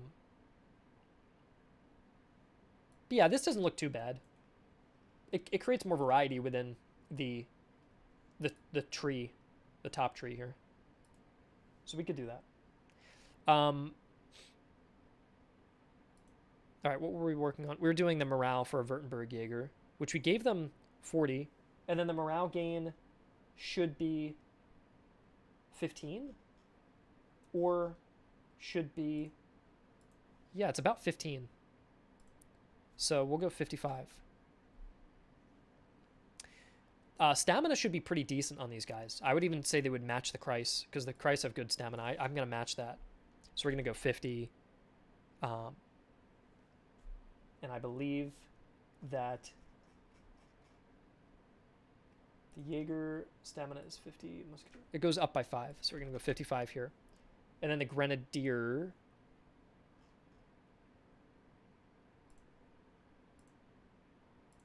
What's a good example?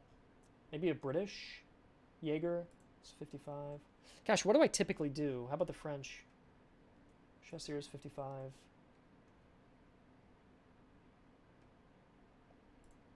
A veteran and a...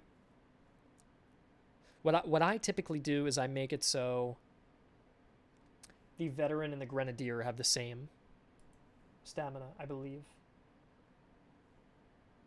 But why would I choose then to give this guy 50 and 55?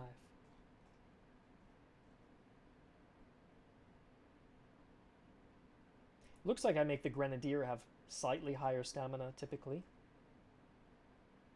than the veteran.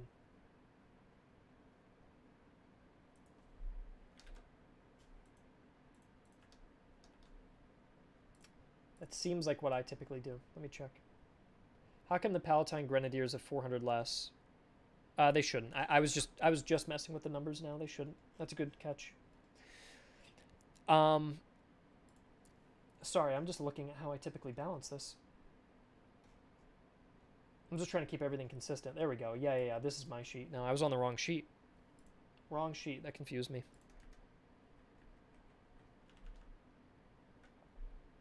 So regular musketeers are like 50. You go up drilled and you do not gain stamina if you go drilled. And then the Grenadiers have 5 more. And so do the Jaegers. So it's like that. I'm going to leave a note for myself that I should probably go back and make Jaegers have more stamina.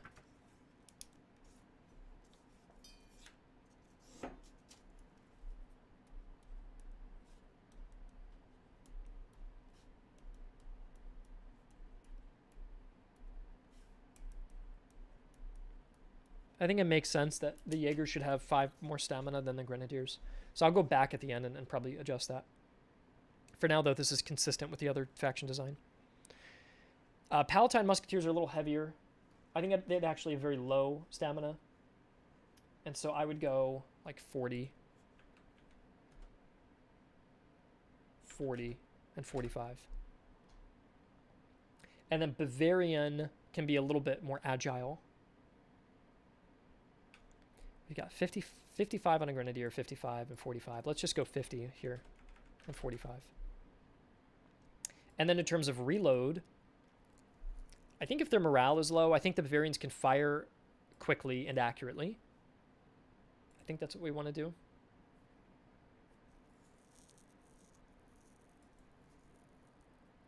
And so Württemberg, I'm actually going to match the reload at 30. And then a Freikorps Jaeger, their reload is at a 40. We're just going to go up to 35. I don't want it to be quite as good. And then a Grenadier.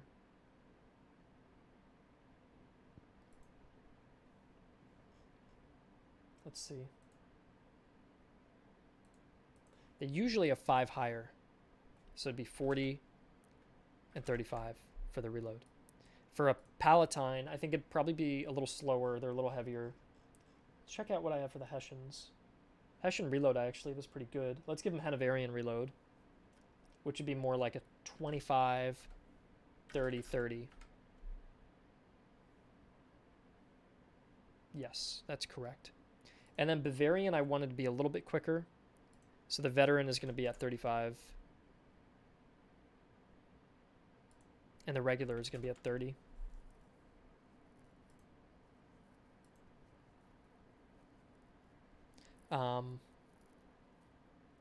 Suppose my only issue is we have too much overlap between the Württemberg and the Bavarian. The Württemberg's going to be a little faster. Same reload, which is maybe weird. I think I would slow down the reload maybe on the Bavarian. And go 25, 30. But then they're identical to the Palatine, which isn't a huge deal. They're smaller.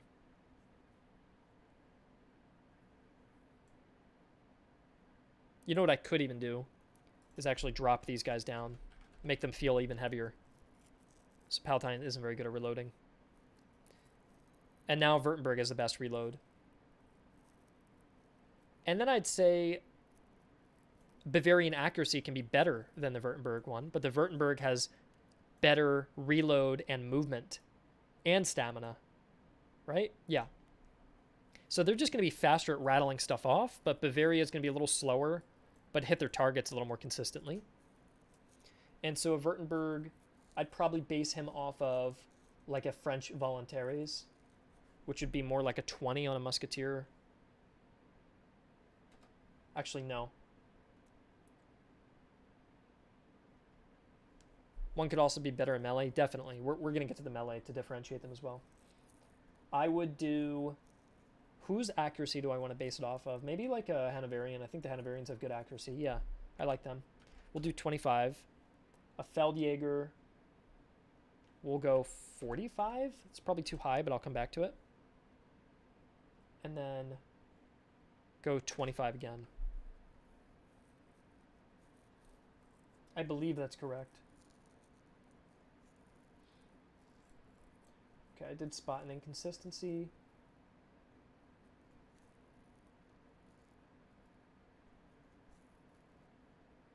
Oh gosh, there's a bunch of inconsistencies. Hold on. I'm just looking at my other design. So typically what we do is a Fusilier is at 20. Gosh, they're a bit weird though. Let's do Austria. Fusilier goes 25,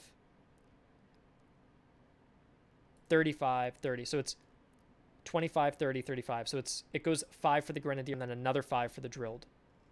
So when we go to Britain, it goes 5 for the Grenadier, which all we didn't have to do there. Yeah, 5 for the Grenadier. Yeah, that's now fixed.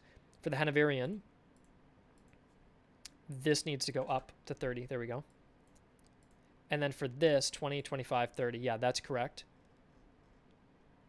And then what do we have here? 15, 20, 25. That's also correct. I'm just making sure everything's consistent. And then 25, 30, there's no... Sorry, 25, 35 would be the veteran, but there's no veteran here. So then 30 would be that. And then the Feldjäger, let's find a precedent. A Chasseur. Chasseur is kind of on his own. Let's use Austria. Austria is like my vanilla go-to. They're 45, which is going to be 10 higher than the drilled. Or 20 higher than a regular Fusilier. So what we would do here is take a regular Fusilier and go 45. 45 was correct, yeah. And then we go to Bavarian, and let's give the Bavarians British accuracy, but they're shit at morale and other things. But that's kind of fun, because now you have like a really hard shooter, just like the British, but they're just like super fragile. And they're small too. So we'll give them the Musketeer and the Veteran Musketeer shooting stats, which is a 30-40. Which I like. Yeah. There. So that's better than Württemberg. And I would say Württemberg has Grenadiers. Bavaria doesn't. So surprisingly, even though they have light and heavy, that gives them like good movement and good charging, I'd probably say. But Bavarian can be more defensive, especially if they're shooting, they want to fend off charges, right? So we can actually give them Kreis level melee, which was supposed to be high. And then do that. But then Württemberg has like that high charge from their Grenadiers, but the huge weak spot in melee prolonged. So they could be used as a shock unit and fire quickly and move quickly, but they can't stay for long. They'll melt, especially because they have like a light infantry component, which is thematic, I think, there. So we'll give them the charge of who? Of maybe a French unit, because the French have good charge. So they'd have 20 on a Württemberg. We'll do a regular Grenadier would be up to 40, which I think is correct, but let's see. Yeah, you always add 20 onto a regular foot. So they'd go up to 40, which is better than a Kreis Grenadier, but you only have 1,000 of them. And then the melee is a huge weak spot. I think we should use British melee. For a regular Musketeer would be 20. I think we should go lower than that, actually. I think we should go Kreis melee or even lower. Yeah, 15 is lower than the Landmilits, so I think 15 is a very big weak spot then. And then the Austrians have a weak spot where for this guy, that's a 5 melee or a 10 on the Jaegers. So we could go we could go as a 10 or even a 5 would be, yeah, it'd really make them vulnerable. And the Grenadiers here, how much do you usually increment over? So a Grenadier would have 35. You usually have 10 more than a regular Musketeer. So they'd have 25. And now look at the Bavarian. We've got a 25 and a 30. And so our melee is better than a Grenadier. A Musketeer is better than a Grenadier in that case. But our charge will just be horrendous. I think it'll be completely equivalent to what the Kreis has, which is quite low, which would be a 15 and a 15. Yeah, very low. Now we get to our Palatines, and the Palatines are going to suck at accuracy. They've got fairly average reload. They've got great morale, though. But their accuracy is not going to be very good. I think their accuracy will be like French accuracy. So we go like a 20. Which is worse than Württemberg and Bavarian, but better than Kreis. So I like that niche. You gained 10 when you go up to Veteran, I believe. Yep. And then Grenadiers are in between, so at a 25. Then their melee and charge is good. So Bavaria's got a good melee, weak charge. Württemberg's got great charge, bad melee.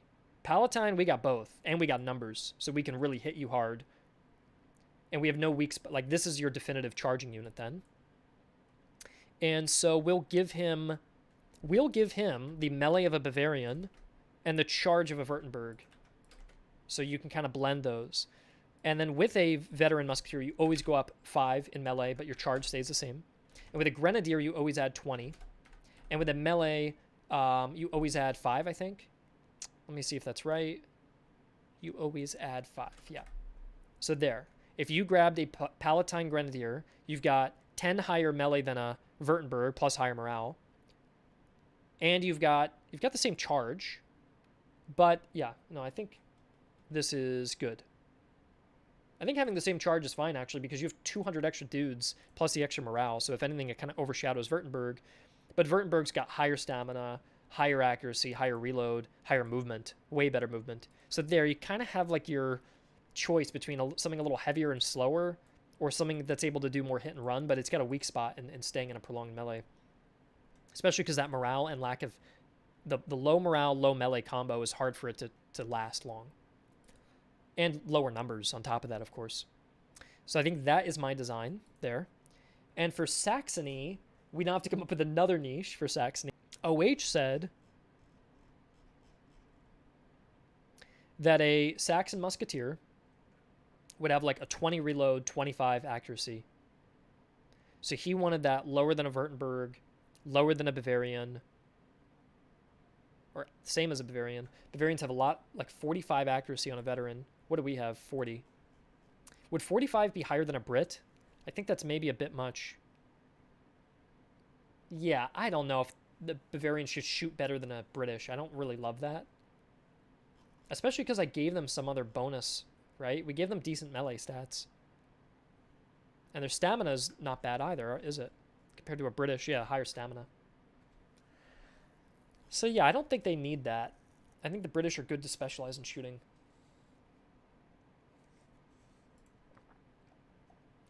Lower Bavaria bit? I wouldn't lower it. I think 30-40 is okay. I just wouldn't go 35-45, which is what OH had proposed. He had a 35-45 on his sheet, which is this is a playtester who made his own proposal here that I haven't really been using, to be honest, but I check on it now and then.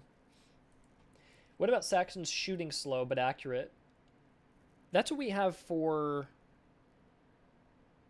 Bavaria. Shooting slow but accurate. And then he said, good melee, bad charge. That's what we have for Bavaria, good melee, bad charge. So that is exactly what we have for Bavaria at the moment. It's kind of hard to have 1, 2, 3, 4, 5 unit trees and to make each of them unique. That's a tough proposition. What you can do is you can actually copy another unit we already have, but just make them more extreme. Sometimes I do that. Like the Freikorps is just a more extreme version of Prussia. of the regular Prussians, but their morale is much lower. So Saxony, I like the 1,400 men. I think that's nice and average. I might, this sounds kind of lame, but I might actually copy and paste over the Austrian stats and then build off the Austrian stats as a template. So this way they feel familiar. And then we can find a niche. We can try to spot a niche and then tinker with their stats. So let's bring over like an Austrian.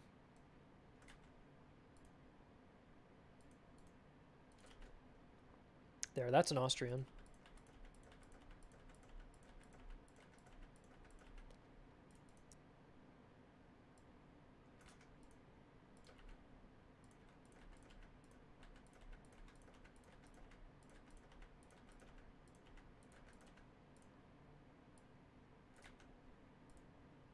I think higher reload or higher morale than Austrians for Saxony. Yeah, I don't know. I think that Saxony got overrun so quickly that I probably would have them have a lower morale than an Austrian. But they could have better stats in other areas. I'm not sure yet. I want to look at the stats and just improvise something when I see it. I want to just spot an opportunity if possible and then see how I would adjust it. So here's what we'd have for a Saxon musketeer. They'd have a 20 charge, which is the same as a Palatine. They'd have a 25 melee, which is the same as a Palatine. They'd have 25 accuracy, which is higher than a Palatine. 15 reload lower. 50 stamina higher. 40 morale, which is about the same as like a Württemberg. The run is as slow as a Palatine. I like the speed. I think the speed should stay like that. I like the morale a lot where it's at. I like that the Palatine feels heftier. And a Bavarian feels a little weaker. I like that. And a Württemberg is about the same. Yeah, morale I'm very happy with. Yeah, I wouldn't go low morale because they did rally and they came back. So I wouldn't go low morale. But they did get overrun quickly, so it kind of balances itself out. Low stamina with a high reload. That's not a bad niche for them. That could work. By the way, we do have renowned units. I'm just not showing them off because they have no stats. You can take a look at them now if you want and take a screenshot, but I won't get to them yet.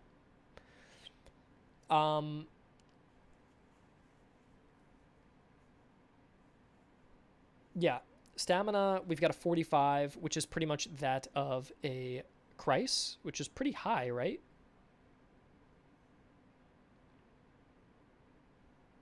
Kind of like, I would kind of prefer low stamina. It'd be kind of cool if they run out of fighting power quickly, but everything else is good. That'd be an interesting deficiency. Like, they're good at everything else. Everything else is decent, but they just have a stamina problem. So you would need to really like remedy that with good equipment, and then they're going to be completely fine. But that would just be like the one niche that they would need to work on to improve compared to the other options. So you could almost imagine a 35 stamina recruit, what's the lowest I typically go? I don't want to go too low. 35 is the lowest I've gone. Yeah, good and short bursts I think is good because they did get overrun quickly. So if you blitz them, they would fall apart, but they can regenerate over time. They can recuperate and then be good again. So I think that fits kind of on it's kind of a little microcosm for their participation. Good and short bursts. But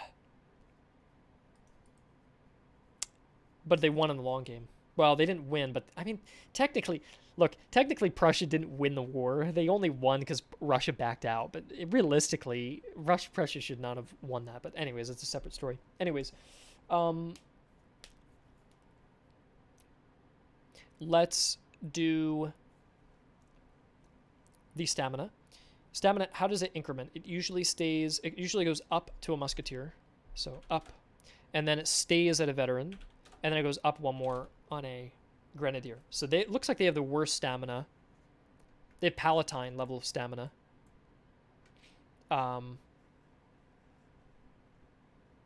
Yeah, they have Palatine level stamina, which is fine. But they're not going to be as hefty in melee. Here's the only issue, too, that I see. They are as slow as a Palatine. They have as much stamina as a Palatine. They have as many men as a Palatine. So now we have to begin differentiating them. But they can shoot better, let's say. So let's give them... I don't want to give them Bavarian shooting, but I'd give them Württemberg shooting. Which they already have, right? Which is better. Yeah, that's better than the Palatine. Yes, they have Württemberg shooting. Let's give them excellent reload, though.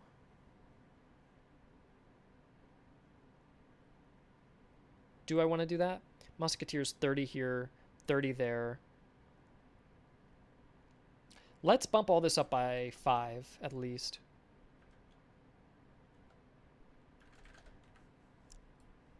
So they've got Bavarian reload, which is a little bit slow.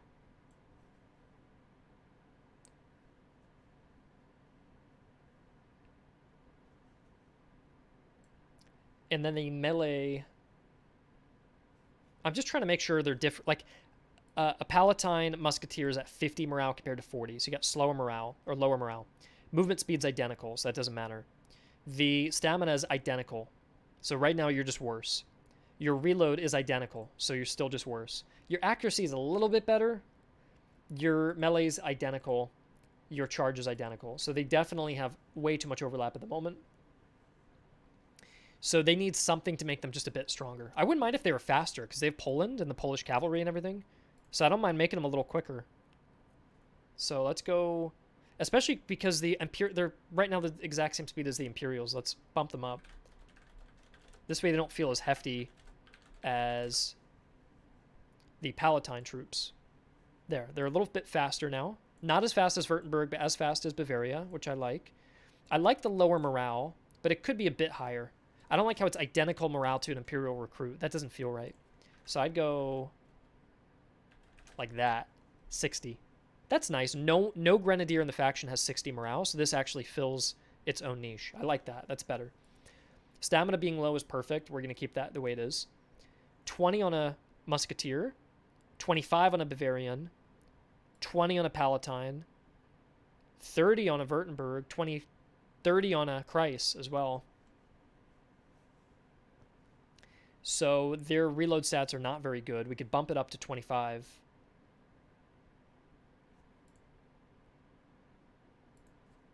(20, 25, 30, 30). There we go. Okay, now let's recompare. Now let's recompare. Yeah, Kreis must be worse because they have 1,800 dudes, so they're going to be so giant. Now compared to a Palatine, they move quicker. The morale's a little bit lower. Stamina's the same. The reload's a little bit better in a Saxon. The accuracy's a bit better in a Saxon. And then the melee and charge are the same. So now they're just better. Saxony is just better. Saxony will not be getting guard infantry, no. They will not. So I think for Saxony, maybe we bump down their melee stats just by a tad. Specifically, maybe their regular melee and not their charge. Their charge could stay the way it is. 35 for a Grenadier. No one else in this whole roster has a 35 Grenadier. But 15 melee there for a recruit, 15 melee there for a recruit, 15 melee there. I feel like we could bring this down. Is it too similar to Bavaria now? A 25, 20. No, it's different. Melee is now down. And the Palatine ultimately has higher morale. And the Palatine has higher melee and charge. So yeah, your Palatine's your heavy troop. And the Saxon has okay melee. It has decent charge. It has decent accuracy and okay reload. It has quite bad stamina. It has okay morale, and it's a little fast. So I think generally that's pretty good. I think it at least has its own personality. I'm skipping cavalry because they're going to be all done at the end.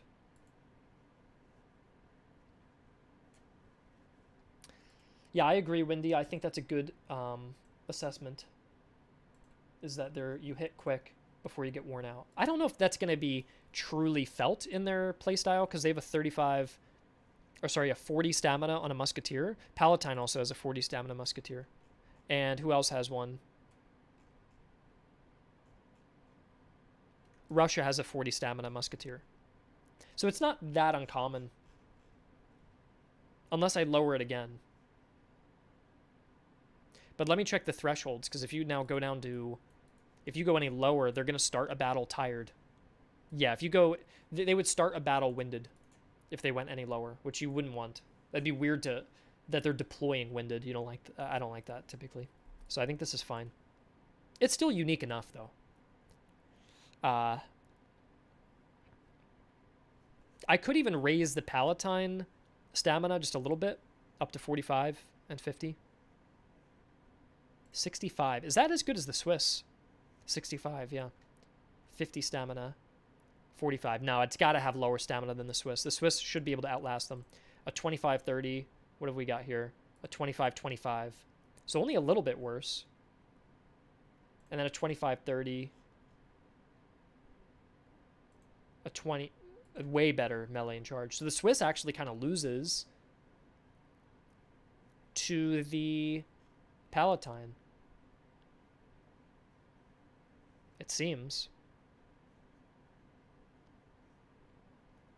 So I don't know what I would do about that, though. Maybe I would lower the reload of a Palatine just a little bit to make them a bit clunkier.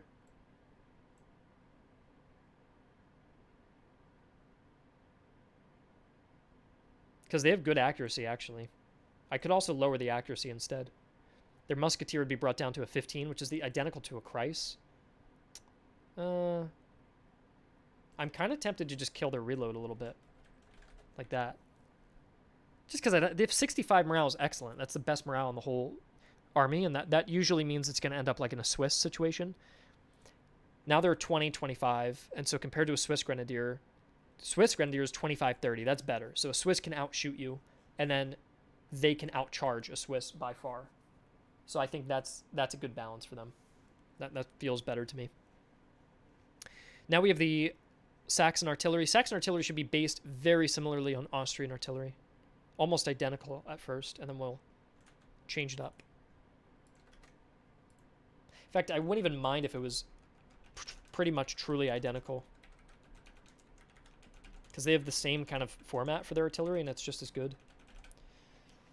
So what I would do... all I would do here is lower its stamina, because that's a theme for this faction. So that's one thing I would do. The morale is fine. It's actually quite low. 25, 30, 35. What's like Prussia at? 25, 30, 30. Yeah, this is fine. Don't you have to nerf the reload of the Imperial Recruit, though? Since upgrading from Recruit to Palatine, you lose some reload. I'm okay if you lost a little reload, because you're picking up 10 accuracy, 5 melee, 10 charge, you're losing 5 stamina, you're gaining 15 morale. Yeah, you're kind of just like respecking a little bit. I could nerf the Lamellets, though. I could make the Lamellets less powerful. I'd be open to that.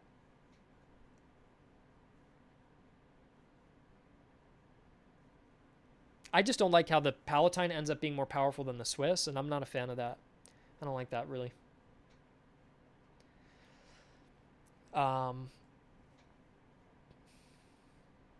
I could knock all their reloads down by 5, but...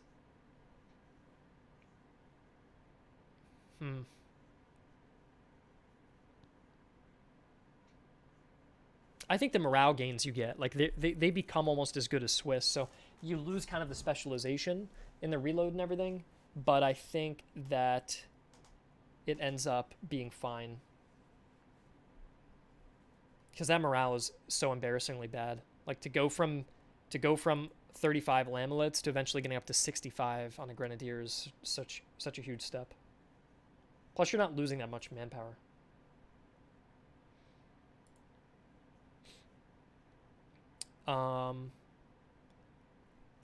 But yeah, the morale is fine. I lowered the stamina. And then Saxon guns. What do Imperial guns do? They reload at a 30. Let's say field artillery. Field artillery fires or reloads at a 20. We reload at a 20.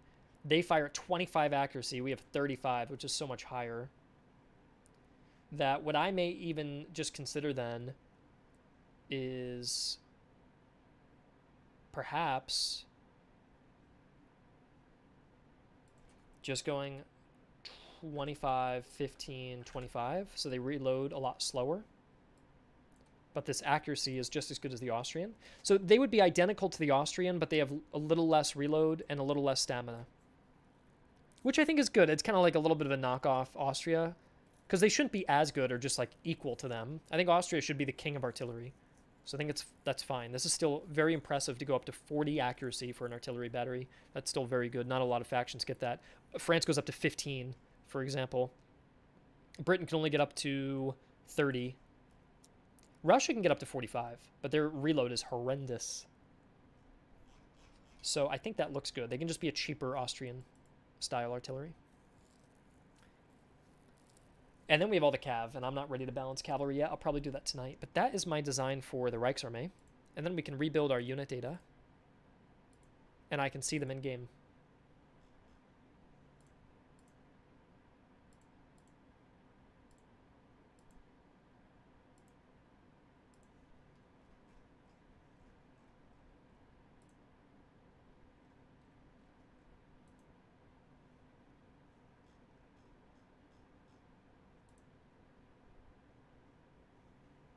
Sorry, I'm just building the data, and I'm going to check out the army that we just made and see if it works.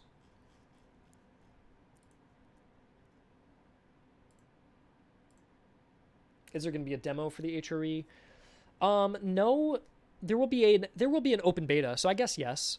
It'll be a free DLC, by the way, so it'll be free regardless, but there will be an open beta probably next week. There'll be a closed beta this week for the playtesters, probably starting tomorrow. Because I'll finish the unit stats for them tonight off stream. And then, what's it called? By the way, we added units for all the factions, so there's a lot that you're going to be able to play. Like, if anybody hasn't seen yet. Oh, this is cool. I did not know I was on the unit editor. But look, we now have Prussian Converged Fusiliers. That's a new unit. We have Freikorps Veteran Jaegers. That's a new unit. Freikorps Veteran Musketeers as well. There's plenty of new ones. We have Netherlandish or Netherlander Fusiliers. Look, who wear yellow, which is kind of neat. So Austria's got a lot of cool stuff coming. We have got like Hungarian Veteran Grenadiers, which are very cool. We've got Russian Converged Musketeers who have 2,000 men in them. They're gigantic. We have Hetmanate Cossacks, so it's a new Cossack type, for example. We have Observation Veteran Fusiliers, which are pretty cool. We have British Veteran Highland Foot, which these guys don't look very distinct from the regular Highland Foot. I do have to find a new way to do that. We have British Dragoon Guards. This is just a regular recruitable unit. It's no longer a renowned unit. We have British Foot Guards. Look at that you can just get. Pretty cool. We have French Veteran Grenadiers that you can upgrade into now, who are blue. Also, Irish Veterans and Swiss Veterans. Look at that. I love the Swiss Veteran Fusilier. That's nice. And German Veterans. So you have a lot more options there. I'm missing a whole bunch of units, by the way. There's even more that's added. It's like about six per nation. And then we have the Holy Roman Empire, and I finished them as well. There's their recruits and their musketeers. We have our Württemberg musketeers, who wear dark blue. We have our Palatines, who are heavy. They have like a medium blue with a really cool hat. And then we have our Bavarians in a very light blue. Then we have our Saxons wearing white and blue. Or not, the blue, the neon blue here means it's a facing color. So this will be either green or red or whatever color it ends up being. We have Tartar cavalry for the Saxons as well. They're pretty neat. I even have all the renowned units done, like the curb iron and stuff. So yeah, plenty of new units I built.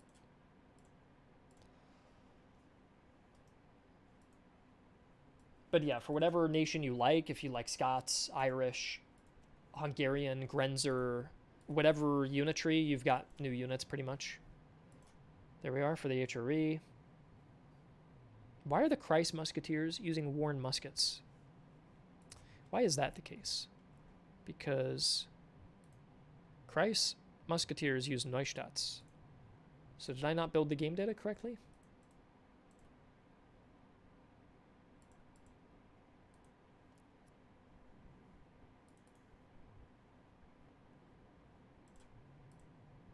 Yeah, I don't know why they're not updating. That's weird.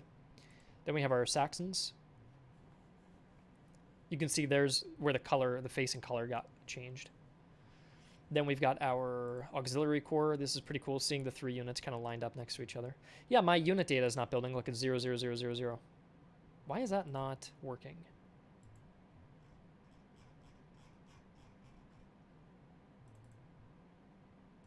I think Tom told me I had to do something else to build the data. Fix the British have the British have mustaches. We'll fix that. You know, if I'm going to the bust editor, there's a few other uniforms I want to fix. So I'll just knock these out real quick.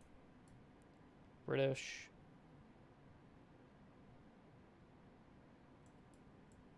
Light Dragoons have mustaches. Facial hair. I don't think we can change that. I think all units have mustaches, don't they? Or is that just unique to the uniform? I think it actually changes based on the shirt they wear, yeah. If I change them to this, there, they will no longer get the mustache. There we go. I think that's better.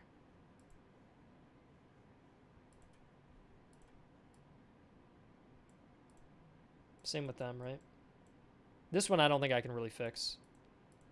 I'd have to completely change their uniform to, like, maybe that.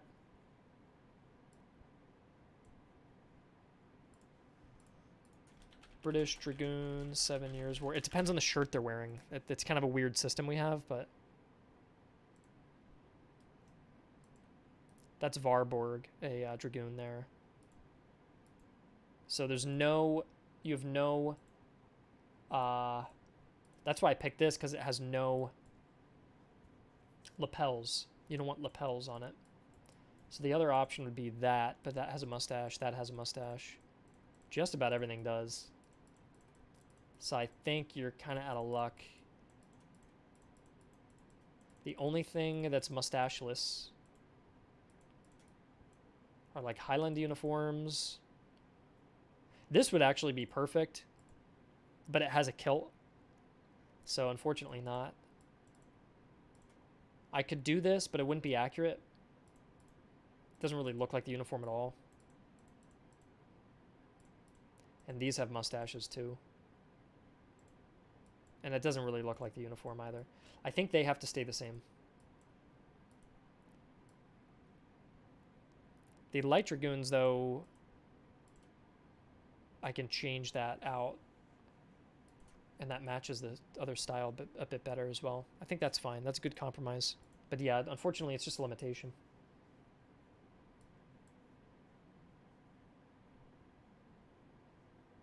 The stats in army selection are not accurate to the stats in game. Yeah, that's definitely true, because you do not have the stats on the army selection does not include the musket you have, the bayonet you have, the officer you have, the doctrines you might have. There's many other stats that contribute to the stats. You'll also notice if you go in battle, your stats are going to look different, because depending on the morale and the stamina and the terrain you're on, that also affects your stats. And if you're in the officer's command radius.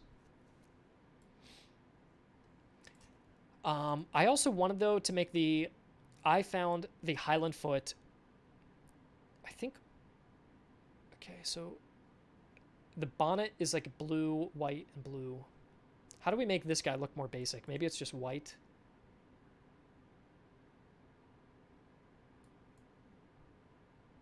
And what else could we do? Maybe the strap could be missing its buckle. So it just looks cheaper. So that's Highland foot. And then the veteran foot always gets a colored hat, which is red in this case, or blue.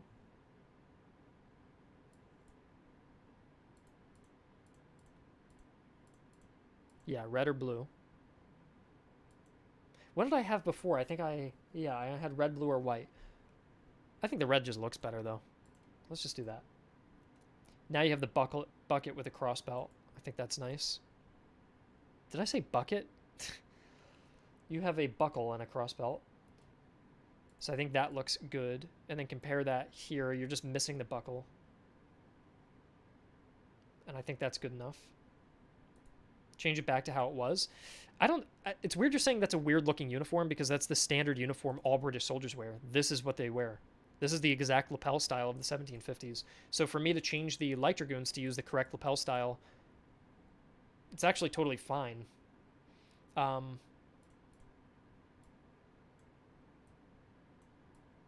What did they have before? I think they had this. They have like the 1770s. That's like a 1770s uniform of a British soldier. What else did I want to update? Let me check.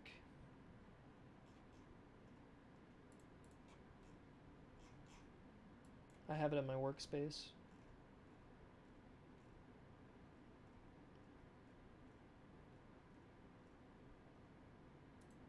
Fix that. I have the Highlanders fixed. That one's fixed.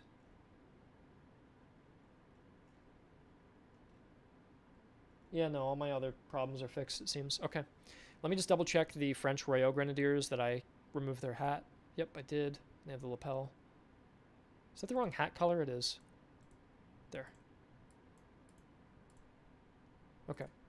So I will upload my bus changes.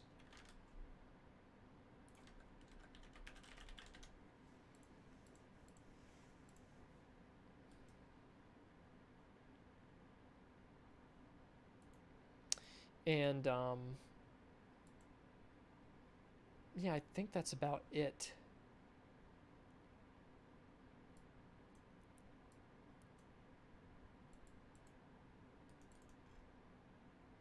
I